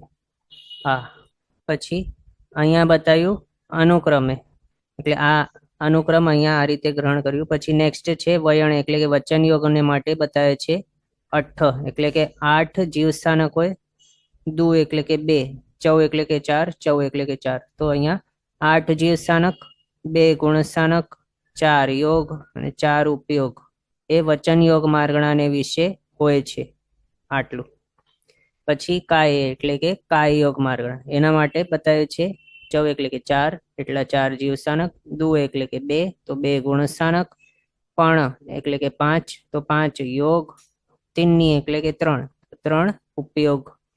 આ રીતે કાય યોગ માર્ગણાને વિશે બતાવ્યું છે. આ શું છે? કર્મ ગ્રંથકાર શ્રી ભગવાન એટલે કે આ આપણા ગ્રંથકાર શ્રી ભગવાન જે છે દેવેન્દ્ર સુરીશ્વરજી મહારાજા સાહેબ, એમનો મત નથી, પણ અહીંયા અન્ય લખ્યું છે એટલે કે અન્ય આચાર્ય ભગવાનનો એવું મત છે. એમ એના હિસાબે આપણે હવે આ જે છે લખેલું એમને જોઈએ આપણા ટેબલની અંદર. યોગ માર્ગણાને વિશે મતાંતર. હવે એની અંદર સૌથી પહેલા મનોયોગ બતાવ્યું છે. આમાં કેવું છે, ગ્રંથકાર શ્રી ભગવંત એટલે કે જે ગાથાઓ આપણે જોઈ રહ્યા છે એ છે આપણા ગ્રંથકાર શ્રી ભગવાન દેવેન્દ્ર સુરીશ્વરજી મહારાજ સાહેબ, એમનું મત અહીંયા બતાવ્યું છે આ, પછી આ અને આ છે ગ્રંથકાર શ્રી ભગવંતનો મત. કોના માટે? તો મનોયોગ માર્ગણા, વચન યોગ માર્ગણા અને કાયોગ માર્ગણા. એના માટે કેટલા જીવ સ્થાનક હોય, કેટલા ગુણ સ્થાનક હોય, કેટલા યોગ હોય, કેટલા ઉપયોગ હોય, એમાં અહીંયા આપણે જે હાઇલાઇટ કરીને બતાવ્યું છે તે છે ગ્રંથકાર શ્રી ભગવાનનો મત. અને હમણાં આપણે જે ગાથા જોઈ એની અંદર જે બતાવ્યું છે તે અહીંયા અન્ય મત તરીકે આપણે જોઈ શકીએ છીએ. અન્ય મત, અન્ય મત, અન્ય મત. આ આપણે ગાથાની અંદર જોયું. કેવું? 2 13 13 12 મણે કમા, 8 દુ, ચૌ ચૌ વયણે, ચૌ દુ પણ તિન્ની કાયે, જીય ગુણ જોગ વોગ અને એ રીતે આપણે જોયું છે ગાથાની અંદર. હવે એ જ અહીંયા આપણે જોઈએ આ ટેબલની અંદર. કેવું છે? તો સૌથી પહેલા ગ્રંથકાર શ્રી ભગવંતે અહીંયા કઈ રીતે આપણને આ મનોયોગ, વચનયોગ કે કાયોગ માર્ગણા કઈ રીતે ગણાવી હતી? તો એની અંદર જે પણ જીવોને મનોયોગ હોય એ બધા જ આ મનોયોગ માર્ગણા વાળા ગણવાના. એટલે એ જીવને વિશે વચનયોગ પણ હોય ને કાયોગ પણ હોય, પણ જે મનોયોગ વાળા છે એની અંદર કયા આવે? તો બધા જ સંઘની જીવો આવી જાય છે. પર્યાપ્તા સંઘની જીવો બધા મનોયોગ માર્ગણાની અંદર આવી જાય છે ગ્રંથકાર શ્રી ભગવાનના મત મુજબ. અહીંયા આપણે જઈ શકીએ છીએ ગ્રંથકાર શ્રી ભગવાનના મત મુજબ બધા પર્યાપ્તા સંઘની જીવો આ મનોયોગ માર્ગણાની અંદર આવી ગયા. પછી વચન યોગ જે છે એની અંદર ગ્રંથકાર શ્રી ભગવાનના મત મુજબ કેવું છે કે જે પણ જીવોને વચન યોગ છે, જે પણ જીવોને વચન યોગ છે એ બધા જ આની અંદર આવી જાય. એટલે ભલે તે સંઘની હોય કે અસંઘની હોય, ભલે તે પંચેન્દ્રિય હોય, મનોયોગ એમને પોસિબલ હોઈ શકતું હોય તો એમને પણ અહીંયા વચન યોગની અંદર ગણેલું છે ગ્રંથકાર શ્રી ભગવાનના મત મુજબ. એમ એના હિસાબે અહીંયા આપણે જોઈ શકીએ છીએ શું? તો પર્યાપ્તા એવા 2 ઇન્દ્રિય આદિ 5 જીવ સ્થાનક. એટલે આની અંદર કયા આવ્યા? તો પર્યાપ્તા 2 ઇન્દ્રિય, પર્યાપ્તા 3 ઇન્દ્રિય, પર્યાપ્તા 4 ઇન્દ્રિય, પર્યાપ્તા અસંગની પંચેન્દ્રિય અને પર્યાપ્તા સંઘની પંચેન્દ્રિય. એ 5 જીવભેદ અહીંયા ગણ્યા છે. કારણ શું છે? કારણ વચન યોગ જે ગ્રંથકાર શ્રી ભગવંતનો મત છે એના હિસાબે વચન યોગ માર્ગણાની અંદર કયા ગણ્યા? જે પણ જીવોને વચન યોગ પોસિબલ હોય બધા અહીંયા આવી ગયા. અને વચન યોગ ક્યારથી ગણેલું? તો ભલે એમની રસનેન્દ્રિય ફોર્મ થઈ ગયેલી હોય, ભલે ભાષા પર્યાપ્તિ પૂરી થઈ ગઈ હોય, તો પણ સહયોગ્ય બધી પર્યાપ્તિ પૂરી નહીં થઈ હોય ત્યાર સુધી એ વચન યોગ નહીં હોઈ શકે એ જીવને. એના હિસાબે અહીંયા માત્ર પર્યાપ્તા એવા જીવોને અહીંયા ગણેલા છે. એમ પર્યાપ્તા બધા 2 ઇન્દ્રિયથી કરીને સંઘની પંચેન્દ્ર સુધી 5 એવા જે જીવભેદ છે અહીંયા ગણ્યા છે ગ્રંથકાર શ્રી ભગવાનના મત મુજબ. એ જ રીતે હવે કાયોગ વિચારીએ તો ગ્રંથકાર શ્રી ભગવાનનો મત મુજબ કેવું ગણ્યું છે કાયોગ પણ? તો જે પણ જીવોને કાયોગ પોસિબલ છે બધા જ આની અંદર આવે. કયા જીવોને પોસિબલ છે? તો પહેલા ગુણસ્થાનકથી કરીને ડિરેક્ટલી જ્યાં સુધી યોગ પોસિબલ છે 13મું ગુણસ્થાનક ત્યાર સુધી બધા જ જીવો અહીંયા આવી જાય છે. ભલે એ સંજ્ઞી હોય, અસંજ્ઞી હોય, પર્યાપ્ત હોય, અપર્યાપ્ત હોય, જે પણ એકેન્દ્રિયથી પંચેન્દ્રિય બધા આની અંદર આવી જાય ગ્રંથકાર શ્રી ભગવાનના મત મુજબ. એના જ હિસાબે અહીંયા આપણે જોઈ શકીએ છીએ સર્વ જીવ સ્થાનક, જે પણ જીવ શરીરધારી છે અને સહયોગી છે એ બધા આની અંદર આવી ગયા. શરીરધારી એટલે કેવું? તો સંસારની અંદર છે એ શરીરધારી છે, અને સહયોગી છે એટલે કે યોગ સહિત છે, એટલે 14મા ગુણસ્થાનક વાળું નથી. 14મા ગુણસ્થાનક વાળાને પણ સંસારિક કયા છે, એટલે માત્ર 14મો ગુણસ્થાનકને માઇનસ કરવા માટે આપણે એ કહ્યું કે સંસારી છે અને સહયોગી છે. એ આપણે જ્યારે કહીએ તો એની અંદર 14મો ગુણસ્થાનક બાકાત થઈ જાય.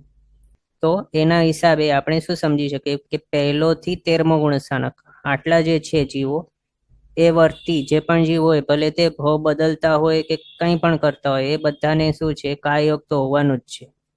એમ એ છે ગ્રંથકાર શ્રી ભગવંતના હિસાબે. પણ હવે અન્ય ભગવંત એટલે કે અન્ય મત કેવું છે?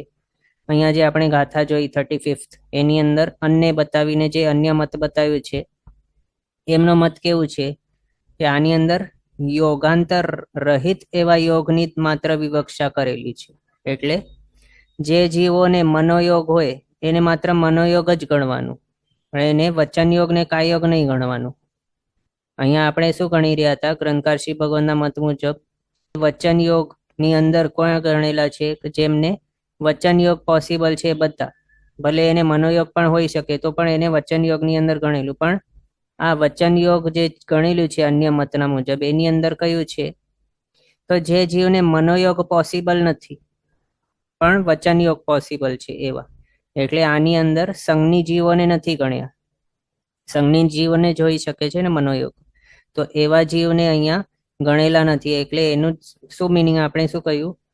યોગાંતર રહિત એવા યોગની વિવક્ષા કરેલી છે. એટલે અન્ય મત મુજબ આ માર્ગણાની અંદર કયા જીવ હશે? તો જેમને પ્રધાનપણાનું એવું યોગ વચન યોગ હોય એ જ. અને આપણે 3 યોગ જોઈએ તો એની અંદર સૌથી પ્રધાન કોણ છે? તો મનોયોગ છે.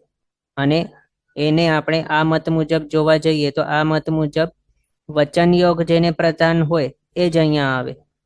અને 3 યોગ જો હોય કોઈક જીવને, તો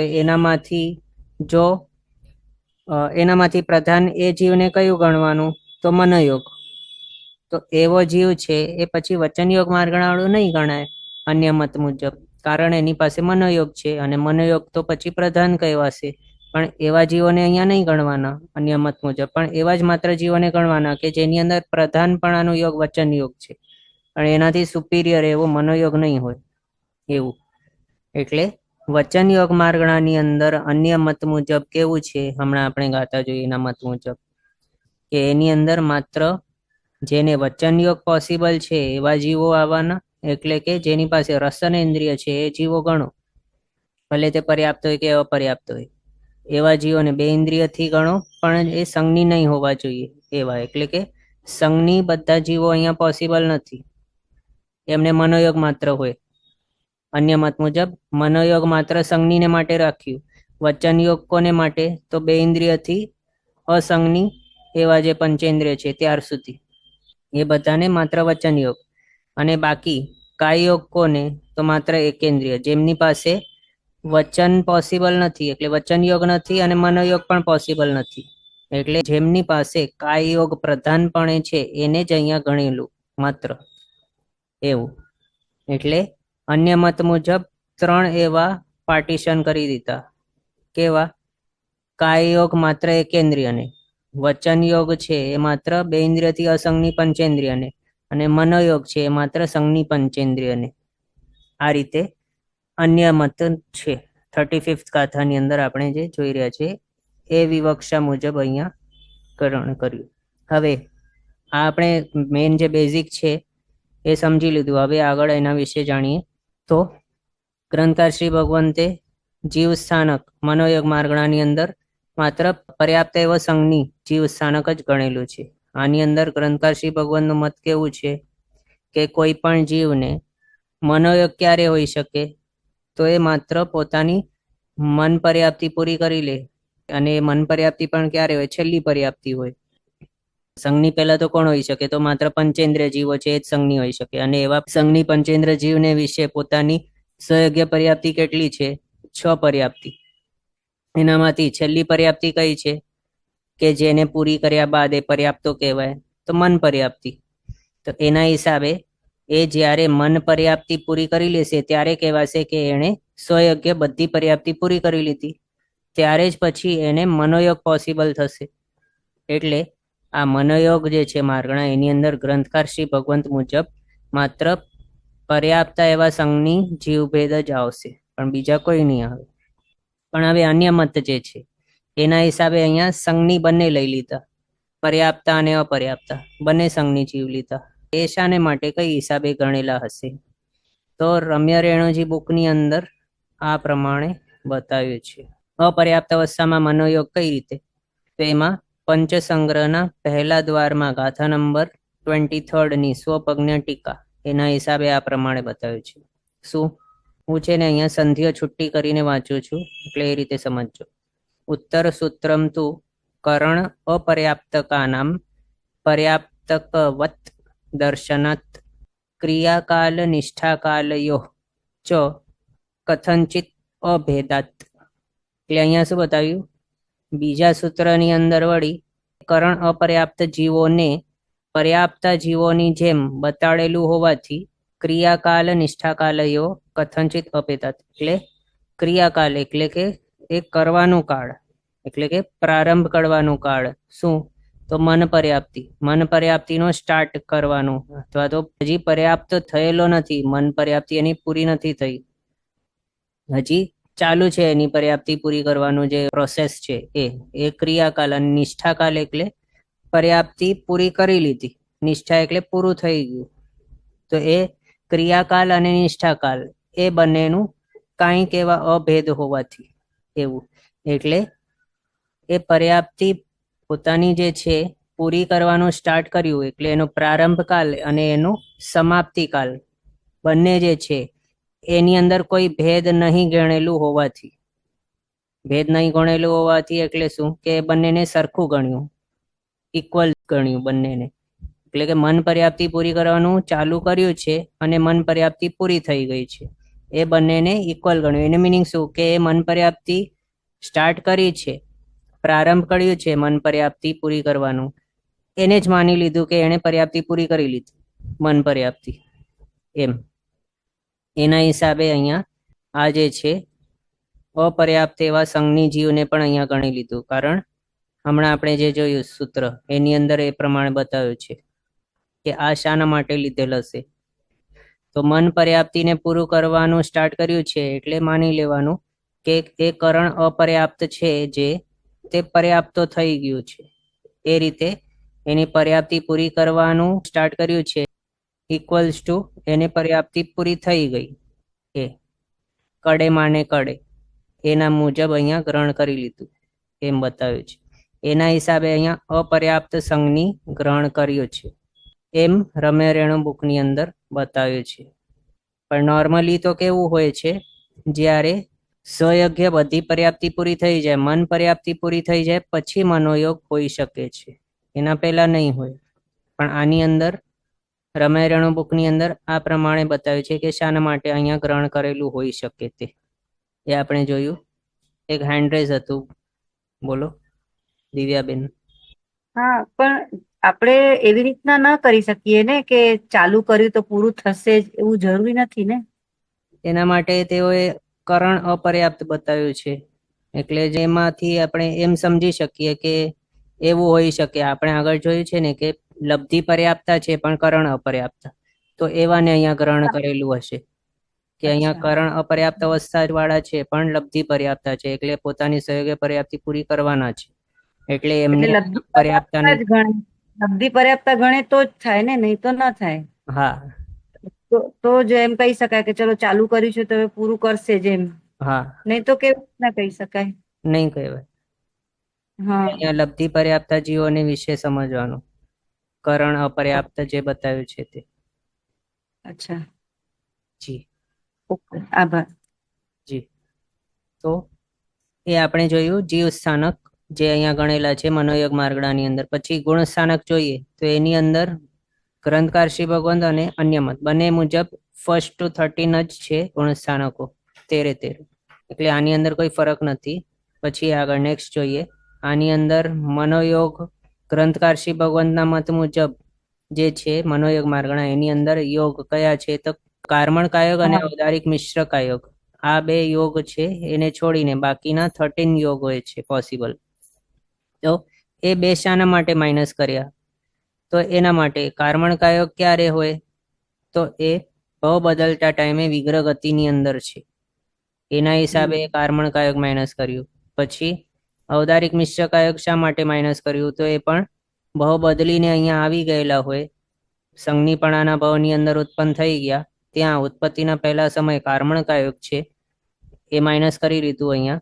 પછી ઉત્પત્તિના બીજા સમયથી કરીને સહયોગ્ય બધી પર્યાપ્તિ પૂરી નહીં કરે ત્યાર સુધી એ તિર્યંચ અને મનુષ્ય એમને ઔદારિક મિશ્ર કાયોગ હોય છે.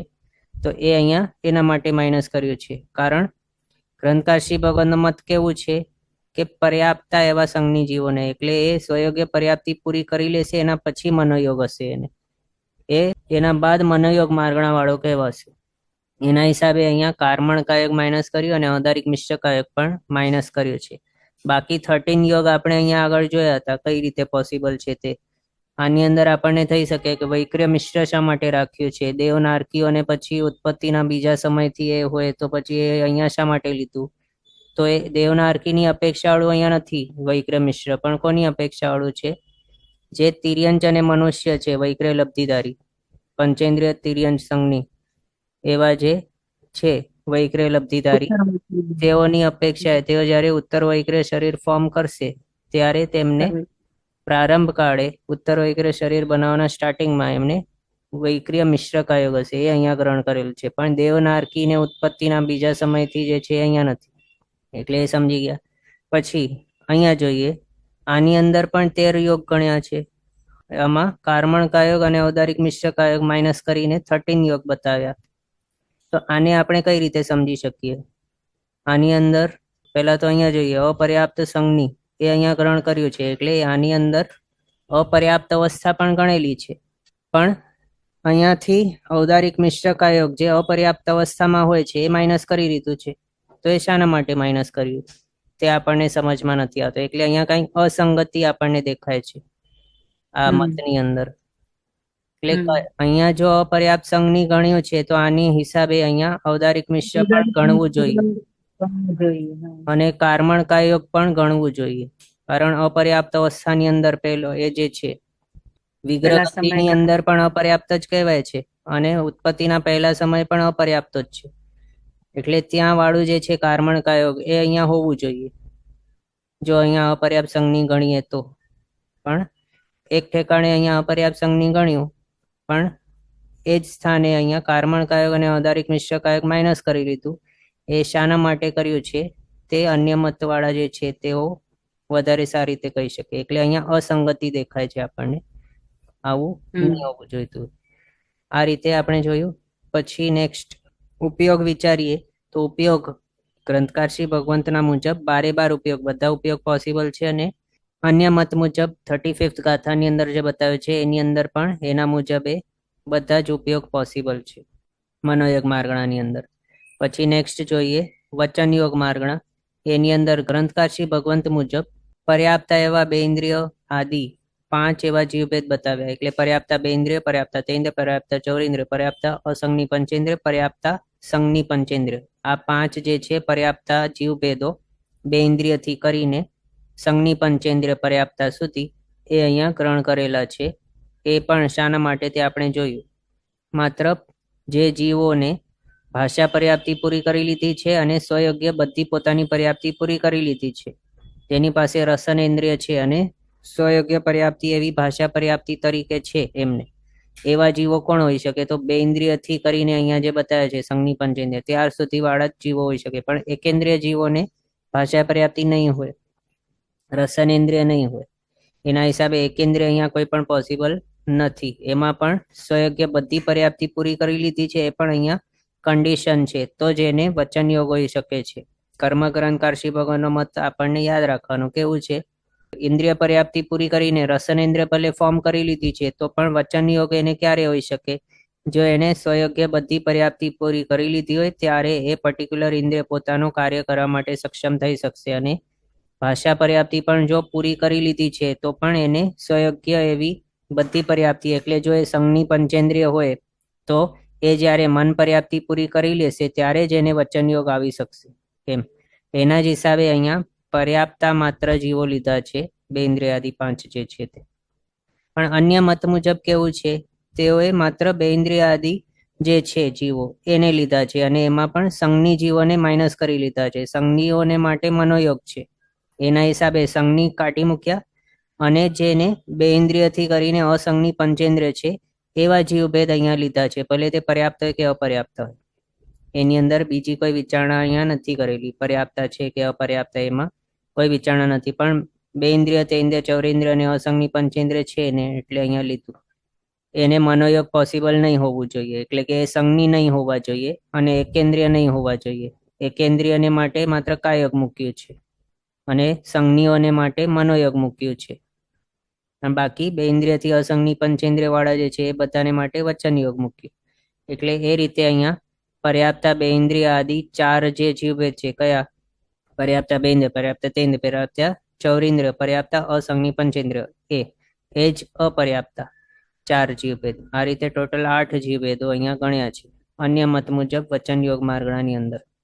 પછી ગુણસ્થાનક વિચારીએ તો ગ્રંથકાર શ્રી ભગવાનના મત મુજબ અહીંયા જે પર્યાપ્તા 5 જીવભેદ બતાવ્યા એને કયા ગુણસ્થાનક હોઈ શકે? અહીંયા આની અંદર પર્યાપ્તા સંઘની પંચેન્દ્રિય છે ગણેલું જીવસ્થાનક, અને એને 1 થી 13મો ગુણસ્થાનક પોસિબલ છે વચન યોગ માર્ગણાની અંદર એવા સંઘની જીવને. એના હિસાબે એની અપેક્ષાએ 1 થી 13મો ગુણસ્થાનક. 14મે ગુણસ્થાનક એ તો અયોગી હોય છે, ત્યાં કોઈ વચન યોગ નથી હોતો. અને 13મો અહીંયા શા માટે ગ્રહણ કર્યું? 13મો એના માટે કે જે છે 13મા ગુણસ્થાનક વતી કેવલી ભગવાન, તેઓ દેશના આપતા હોય કે કોઈકને કંઈક આન્સર આપતા હોય, ફિઝિકલી પ્રેઝન્ટ હોય તે સામે ત્યારે મોઢા દ્વારા, તો ત્યારના હિસાબે વચન યોગ. પણ 14મા ગુણસ્થાનક વાળા તો અયોગી જ હોય છે, એમને કોઈ યોગ હોતા નથી. એટલે અહીંયા જે પર્યાપ્ત એવા સંઘની પંચેન્દ્ર જીવભેદ છે એની અપેક્ષાએ 1 થી 13મો ગુણસ્થાનક. પછી અહીંયા જો જોઈએ તો બે ઇન્દ્રિયથી અસંઘની પંચેન્દ્રિય જે જીવસ્થાનક અહીંયા ગણ્યા છે એમને ગુણસ્થાનક કેટલા પોસિબલ છે? તો માત્ર 1 અને બીજો જ પોસિબલ છે, એના ઉપરના કોઈ નથી પોસિબલ. એના હિસાબે અહીંયા માત્ર 1 અને બીજો ગુણસ્થાનક આ જીવભેદોની અપેક્ષાએ ગ્રહણ કર્યા છે, બસ એ જ છે. પછી યોગ વિચારીએ તો યોગ અહીંયા વચન યોગ છે એની અંદર યોગ કયા હોઈ શકે? તો કાર્મણ કાયક ને ઔદારિક મિશ્ર કાયક એ બે છોડીને બાકીના 13 યોગ પોસિબલ. હવે એ શા માટે આ રીતે કર્યું? કારણ અહીંયા જે કર્યું હતું એ જ સેમ. અહીંયા કેવું છે, માત્ર પર્યાપ્તા જીવો જ છે, એટલે વિગ્રહ ગતિ વાળા જીવ ને જે યોગ હોય છે એ માઇનસ કરી લેવાના, અને ઉત્પત્તિના પહેલા સમય વાળું જે છે કાર્મણ કાયક એ પણ માઇનસ, અને ઉત્પત્તિના બીજા સમયથી જે ઔદારિક મિશ્ર કાયક છે સ્વયોગ્ય પર્યાપ્તિઓ પૂરી નહીં કરે, તિર્યંચ અને મનુષ્યો, એ વાળું પણ ઔદારિક મિશ્ર કાયક અહીંયા માઇનસ. એટલે આની અંદર વિગ્રહ ગતિ વાળું ટાઈમ અને પર્યાપ્તિઓ પૂરી કરવાનો ટાઈમ એ માઇનસ કરી લીધું, માત્ર પર્યાપ્તા જે છે એ ટાઈમ અહીંયા ગણ્યો છે. પછી અહીંયા આપણને ક્વેશ્ચન આવી શકે કે અહીંયા પણ ક્વેશ્ચન આવવું જોઈતું હતું, કેવું કે આ જે છે પર્યાપ્તા એવા સહયોગી કેવલી ભગવાન કેવા છે? પર્યાપ્તા હોય છે, અને તેઓને તો કેવલી સમુદ્ગાતના 3જા 4થા 5મા સમય કાર્મણ કાયક હોય છે, કેવલી સમુદ્ગાતના 2જા 6ઠ્ઠા અને 7મા સમય ઔદારિક મિશ્ર કાયક હોય છે. તો પછી અહીંયા શા માટે માઇનસ કર્યું? કોને યાદ છે? અહીંયા શા માટે માઇનસ કર્યા છે કાર્મણ કાયક ને ઔદારિક મિશ્ર કાયક?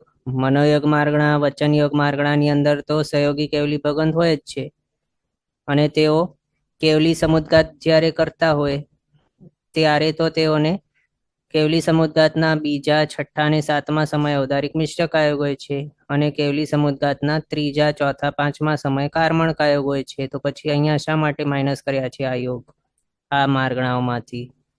કોઈને યાદ છે? બોલો. એનો સમય બહુ ઓછો હોય છે, બીજા બધા જીવોની અપેક્ષા એ બહુ ઓછો સમય માટે થાય છે. બીજે રીઝન છે, કોઈને યાદ છે રીઝન? ત્યારે એનો ઉપયોગ નથી કરતા એવું છે સર? બરાબર છે આપે જે કીધું તે. હા કેવું છે, આ કેવલી સમુદ્ગાત વખતે તેઓ મનોયોગ એટલે કે દ્રવ્ય મનનો ઉપયોગ નથી કરતા ત્યારે, એટલે કોઈકને 13મા ગુણસ્થાનકે જે છે જીવો યોગી કેવલી ભગવાન, તેઓને મનોયોગ ક્યારે હોઈ શકે? તો માત્ર ત્યારે જો કોઈ મનોપર્યજ્ઞાની કે અવધિ જ્ઞાની એવા ભગવંતો જે બીજા સ્થાને રહેલા હોય અને તેઓને ક્વેશ્ચન પૂછે કેવલી ભગવાનને, ત્યારે તેઓને માત્ર આન્સર આપવા માટે દ્રવ્ય મનનો ઉપયોગ કરતા હોય ત્યારે જ માત્ર મનોયોગ હોઈ શકે. પણ કેવલી સમુદ્ગાત કરતા ટાઈમે તેઓ કંઈ આવા આન્સર આપવા માટે નથી જતા, એટલે ત્યાં એમને દ્રવ્ય મન નહીં હોય, એટલે મનોયોગ નહીં હોય ત્યાં. એના હિસાબે તેઓ આ મનોયોગ માર્ગણા વાળા નહીં કહેવાય. ક્યારે? તો કેવલી સમુદ્ગાત વખતે તેઓને મનોયોગ માર્ગણા વાળા નહીં કહેવાય, કારણ તેઓને ત્યારે મનોયોગ જ નહીં હોય. એ જ રીતે જ્યારે કેવલી ભગવંતો દેશના આપતા હોય અથવા તો ફિઝિકલી મોટા દ્વારા કોઈક સામે ઊભો હોય ત્યાં તેઓને કંઈક કહીને કંઈક આન્સર આપતા હોય અથવા તો કંઈ પણ કહેતા હોય ત્યારે જ માત્ર તેઓને વચન યોગ હોય છે એની અપેક્ષાએ. પણ જ્યારે કેવલી સમુદ્ગાત કરતા હોય છે તેઓ, ત્યારે કેવલી સમુદ્ગાતની અંદર તેઓને કોઈ પણ દેશના વગેરે આપવાનું હોતું નથી અને ત્યાં એવા ટાઈમની અંદર તેઓ કોઈને કંઈ કહેતા પણ નથી, એટલે તેઓ ત્યારના ટાઈમે વચનયોગ માર્ગણાવાળા નહીં કહેવાય. એટલે તેઓને આ મનોયોગ અને વચનયોગ આ બંને માર્ગણાની અંદર એ 13મા ગુણસ્થાનક વાળા કેવલી સમુદ્ગાત અહીંયા નહીં ગણાય. આ માર્ગણા બંને જે છે મનોયોગ અને વચનયોગ એની અંદર કેવલી સમુદ્ગાત નહીં ગણાય. એના હિસાબે કેવલી સમુદ્ગાત રિલેટેડ જે કાર્મણકાયોગ ને ઔદારિક મિશ્રકાયોગ છે એ પણ અહીંયા નહીં ગણાશે. આની અંદર એ નહીં હોય, આની અંદર પણ નહીં હોય પોસિબલ. એના જ હિસાબે અહીંયા આપણે માઇનસ કર્યું છે. પણ જો બાય ચાન્સ જો એ પોસિબલ છે તો નહીં પોસિબલ, પણ જો અહીંયા પોસિબલ હોત કેવલી સમુદ્ગાત વખતે પણ મનોયોગ ને વચનયોગ, તો પછી એની અપેક્ષા અહીંયા કાર્મણકાયોગ ને ઔદારિક મિશ્રકાયોગ આવી શકત, પણ એ પોસિબલ નથી એટલે અહીંયા માઇનસ કરેલું છે. આનામાંથી માઇનસ, આનામાંથી માઇનસ, આ રીતે જોયું. એના હિસાબે અહીંયા 13 યોગ અહીંયા ગણ્યા છે આપણે. અને બીજું અહીંયા આપણે સમજી શકીએ કેવા આ 13 ની અંદર કયા કયા છે યોગ? તો મનોયોગ 4, વચન યોગ 4 છે. પછી કાય યોગમાંથી કાર્મણ કાયોગ ને ઔદારિક મિશ્ર માઇનસ કરી લઈએ, બાકીના કયા બચ્યા? ઔદારિક કાયોગ છે, વૈક્ર્ય મિશ્ર, વૈક્ર્ય કાયોગ, આહારક મિશ્ર અને આહારક કાયોગ.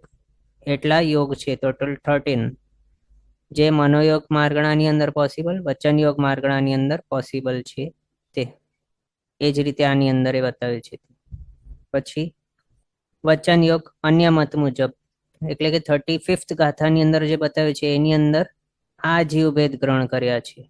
એટલે આ જે જીવભેદો છે એમને જે યોગ પોસિબલ હોય એ અહીંયા ગ્રહણ કરવાના. એના હિસાબે આપણે જો વિચારીએ કે બે ઇન્દ્રિય આદિ 4, બે ઇન્દ્રિય આદિ 4 એકની અંદર કોણ આવે? તો બે ઇન્દ્રિય, તેન્દ્ર, ચૌરેન્દ્રિય, અસંગની પંચેન્દ્રિય. એમને યોગ કયા હોઈ શકે? તો પહેલા તો એની પાસે કાયા છે, તો હા છે. કઈ છે? તો ઔદારિક કાયક છે, એટલે કે ઔદારિક શરીર મળેલું છે. આ બધા કેવા છે? આ બધા મનુષ્ય અથવા તો તિર્યન છે. મનુષ્ય કઈ રીતે, શા માટે કહ્યું? તો અસંગની પંચેન્દ્રિયની અંદર આ અપર્યાપ્ત અસંગની પંચેન્દ્રિય જે જીવભેદ છે એની અંદર સમુચ્છેમાં મનુષ્ય આવી જાય છે. અને બાકી જે છે બધા એ બધાની અંદર તિર્યંજ ગતિવાળા જીવો છે, પણ દેવ અને નારકી નહીં હોય. તો આ બધા જીવો છે એમને ભવધારણીય શરીર કયું છે? તો ઔદારિક શરીર છે. તો એના હિસાબે અહીંયા તેઓને ઔદારિક કાયોગ આવી જાય. પછી અપર્યાપ્ત અવસ્થા પણ છે અહીંયા અપર્યાપ્તા જીવોની અપેક્ષા, તો એના હિસાબે અપર્યાપ્ત અવસ્થાની અંદર એવા તિર્યંજ કે મનુષ્યને જે હોય એવા કાર્મણ કાયોગ અને ઔદારિક મિશ્ર કાયોગ આવી ગયું. વિગ્રહ ગતિ વાળું એ આવી ગયું, અને આ પણ એમ. પછી અસત્ય અમૃષા વચન યોગ, બે ઇન્દ્રિયથી કરીને રસનેન્દ્રિય હોય છે, એના હિસાબે અસત્ય અમૃષા વચન યોગ એ એક આવે છે. જે અસંગની જીવો છે એમને માત્ર આ જ વચન યોગ પોસિબલ છે, પણ બીજો કોઈ વચન યોગ પોસિબલ નથી હોતું. મનોયોગ તો આમે નહીં હોય, મનોયોગ કોઈ નહીં. વચન યોગમાંથી માત્ર આ એક જ, અને કાયોગમાંથી આ માત્ર 3. કાર્મણ કાયોગ, ઔદારિક મિશ્ર કાયોગ ક્યારના ટાઈમના? તો ઉત્પત્તિના પહેલા સમય વાળું કાર્મણ કાયોગ. ઔદારિક મિશ્ર કાયોગ ક્યારે? તો ઉત્પત્તિના બીજા સમયથી કરીને જે અપર્યાપ્ત અવસ્થાની અંદર વગેરે હોય છે તે, અને પછી પર્યાપ્તિ પૂરી કરી લે ત્યારે ઔદારિક કાયોગ. આ રીતે માત્ર આ જીવ ભેદોને જે યોગ પોસિબલ છે એ બધા અહીંયા ગ્રહણ કરી લીધા છે એમ. હવે એની અંદર જો કર્મગ્રંથકારશી ભગવંતનો મત આપણે એપ્લાય કરવા જઈએ તો પછી અપર્યાપ્ત અવસ્થાવાળા નહીં હોય યોગ, અને વિગ્રહગતિવાળા પણ યોગ નહીં હોય. કર્મગ્રંથકારશી ભગવંતનો મત કેવું છે કે જ્યારે સ્વયજ્ઞ બધી પર્યાપ્તિ પૂરી કરી લેશે ત્યારે જ પછી એને વચન યોગ પોસિબલ થશે. પણ અહીંયા એવું નથી ગણન કરેલું. આની અંદર તો અપર્યાપ્તતા પણ જીવભેદ લઈ લીધા છે. એના હિસાબે આ 4 યોગ અહીંયા આપણે જોઈ શકીએ છીએ. કાર્મણ કાયોગ, અવતારિક નિશ્ચય કાયોગ, ઔદારિક કાયોગ અને અસત્ય અમૃષા વચન યોગ. આ રીતે આપણે જોયું. તો વચન યોગ એની અંદર ગ્રંથકારશી ભગવંત મુજબ બધા ઉપયોગ પોસિબલ છે આ માર્ગણાની અંદર. શાને માટે? કારણ 1 થી 13મો ગુણસ્થાનક છે, અને 1 થી 13મા ગુણસ્થાનકે આપણે વિચારીએ તો બધી અવસ્થા આવી જાય છે જીવની. છદ્મસ્થ અવસ્થા આવી ગઈ, પછી નોન સમકીતી અવસ્થા આવી ગઈ, સમકીતી અવસ્થા આવી ગઈ છદ્મસ્થપણાવાળી, પછી સર્વવૃત્તિધરવાળી અવસ્થા આવી ગઈ, મનપર્યજ્ઞાન જ્યાં હોઈ શકે છે તેવી, પછી કેવલી અવસ્થા પણ આવી ગઈ 13મા ગુણસ્થાનકવાળી. એટલે અહીંયા બધા જ ઉપયોગ પોસિબલ થઈ જાય છે. અલગ અલગ અવસ્થાની અપેક્ષા જે આપણે આગળ જોયા છે એ બધા અહીંયા રિપીટ નથી કરતા. શાના માટે કયું આવ્યું તે હવે આપને યાદ રાખવાનું. તો આ રીતે બધા જ ઉપયોગ થઈ ગયા પોસિબલ, પણ અન્ય મત મુજબ માત્ર આ જ જીવભેદ ગ્રહણ કર્યા છે. 2 ઇન્દ્રિયો આદિ 4 જીવભેદ, પર્યાપ્ત અને અપર્યાપ્ત 8 જીવભેદ ગણ્યા. એમને માત્ર 1, 2 ગુણસ્થાનક જ પોસિબલ છે. એના હિસાબે જે માત્ર 1 અને 2 ગુણસ્થાનકે આવા પ્રકારના અસંગની જીવોને જ હોઈ શકે એ અહીંયા માત્ર ઉપયોગ ગણવાના. તો આપણે અજ્ઞાન ઉપયોગ વિચારીએ તો છદ્મસ્થ એવા નોન સમકીતી જીવને 2 અજ્ઞાન ઉપયોગ કમ્પલસરી હોય જ. કયા? તો મતિ અજ્ઞાન ઉપયોગ અને શ્રુત અજ્ઞાન ઉપયોગ. એ બંને તો કમ્પલસરી હોય જ. કોને? તો નોન સમકીતી એટલે કે સમ્યક્ત્વ રહિત એવા છદ્મસ્થ જીવને. એટલે એ બંને અહીંયા આવી ગયા. પછી વિભંગ જ્ઞાન શા માટે નથી? કારણ વિભંગ જ્ઞાન માત્ર સંજ્ઞી જીવોને હોઈ શકે, પણ આ અસંજ્ઞી છે. બધા કેવા છે? 2 ઇન્દ્રિયથી અસંજ્ઞી, પંચેન્દ્ર બધા અસંજ્ઞી છે, એટલે એમને વિભંગ જ્ઞાન પોસિબલ નથી. એટલે 3 અજ્ઞાન આપણે જોઈ લીધા, 2 પોસિબલ, 1 નથી પોસિબલ. પછી જ્ઞાન વિચારીએ તો જ્ઞાન ક્યાં હોઈ શકે? 4થો ગુણસ્થાનક અને એનાથી ઉપર, પણ અહીંયા એ તો ગુણસ્થાનક છે જ નહીં, અને આ બધા અસંજ્ઞી છે. એમને 4થો ગુણસ્થાનક કઈ રીતે આવી શકે? એટલે એ પણ નથી. એના હિસાબે 5 જ્ઞાન અહીંયા નહીં રહેશે. પછી દર્શન વિચારીએ તો દર્શન આ બધા કેવા છે? છદ્મસ્થ છે, અને છદ્મસ્થ બધા જ જીવોને હોય જ એવું કયો દર્શન છે? તો અચક્ષુ દર્શન. એના હિસાબે અચક્ષુ દર્શન આવી ગયું. પછી આ જીવોની અંદર ચૌરિન્દ્રિય પણ છે અને અસંજ્ઞી પંચેન્દ્રિય પણ છે. એમને ચક્ષુરિન્દ્રિય પ્રાપ્ત થઈ શકે છે, એટલે થાય છે પ્રાપ્ત. તો એના હિસાબે જે જીવો ચક્ષુરેન્દ્રિય વાળા છે એના હિસાબે અહીંયા ચક્ષુ દર્શન એડ કર્યું છે એમની અપેક્ષાએ. પછી અવધિ દર્શન વિચારીએ તો માત્ર અવધિ જ્ઞાની જીવોને અવધિ દર્શન હોઈ શકે, સંજ્ઞી જીવોને જોઈ શકે છે, અસંજ્ઞીને નહીં હોય. એના હિસાબે અહીંયા અવધિ દર્શન નથી પોસિબલ. અને કેવલ દર્શન તો માત્ર કેવલી ભગવંતને હોઈ શકે, એ તો અહીંયા હોય નહીં પોસિબલ. આ બધા અસંજ્ઞિત છે. 13મો ગુણસ્થાનક 14મો તો પોસિબલ એ નથી. એના હિસાબે કેવલ દર્શન એ પોસિબલ નથી. આ રીતે માત્ર 2 અજ્ઞાન અને 2 દર્શન પોસિબલ છે. ટોટલ 4 ઉપયોગ પોસિબલ છે. આ રીતે અન્ય મત છે વચન યોગ માર્ગણાને વિશે 35th ગાથાની અંદર જે બતાવ્યું છે એ રીતે. હવે અહીંયા સુધી આપણે જોયું છે. આની અંદર કોઈ પણ ડાઉટ ક્વેશ્ચન છે કોઈને? હમણાં સુધી જે જોયું આપણને એની અંદર? ઓકે, તો આગળના જે છે આ કાયોગ વિશે તે આપણે નેક્સ્ટ ક્લાસની અંદર જોશું અવસરે. જીનાજ્ઞા વિરુદ્ધ કંઈ પણ બોલાય તો મિચ્છામિ દુક્કડમ. સર્વમંગલ માંગલ્યમ સર્વકલ્યાણકારણમ પ્રધાનમ સર્વધર્માણમ જૈનમ જયતિ શાસનમ. પ્રણામ. બધા શાતામાં રહેજો, જીનાજ્ઞાપૂર્વકનું જીવન જીવજો, સર્વવીરતી તરફ આગળ વધજો અને મનુષ્ય ભાવ સફળ કરજો.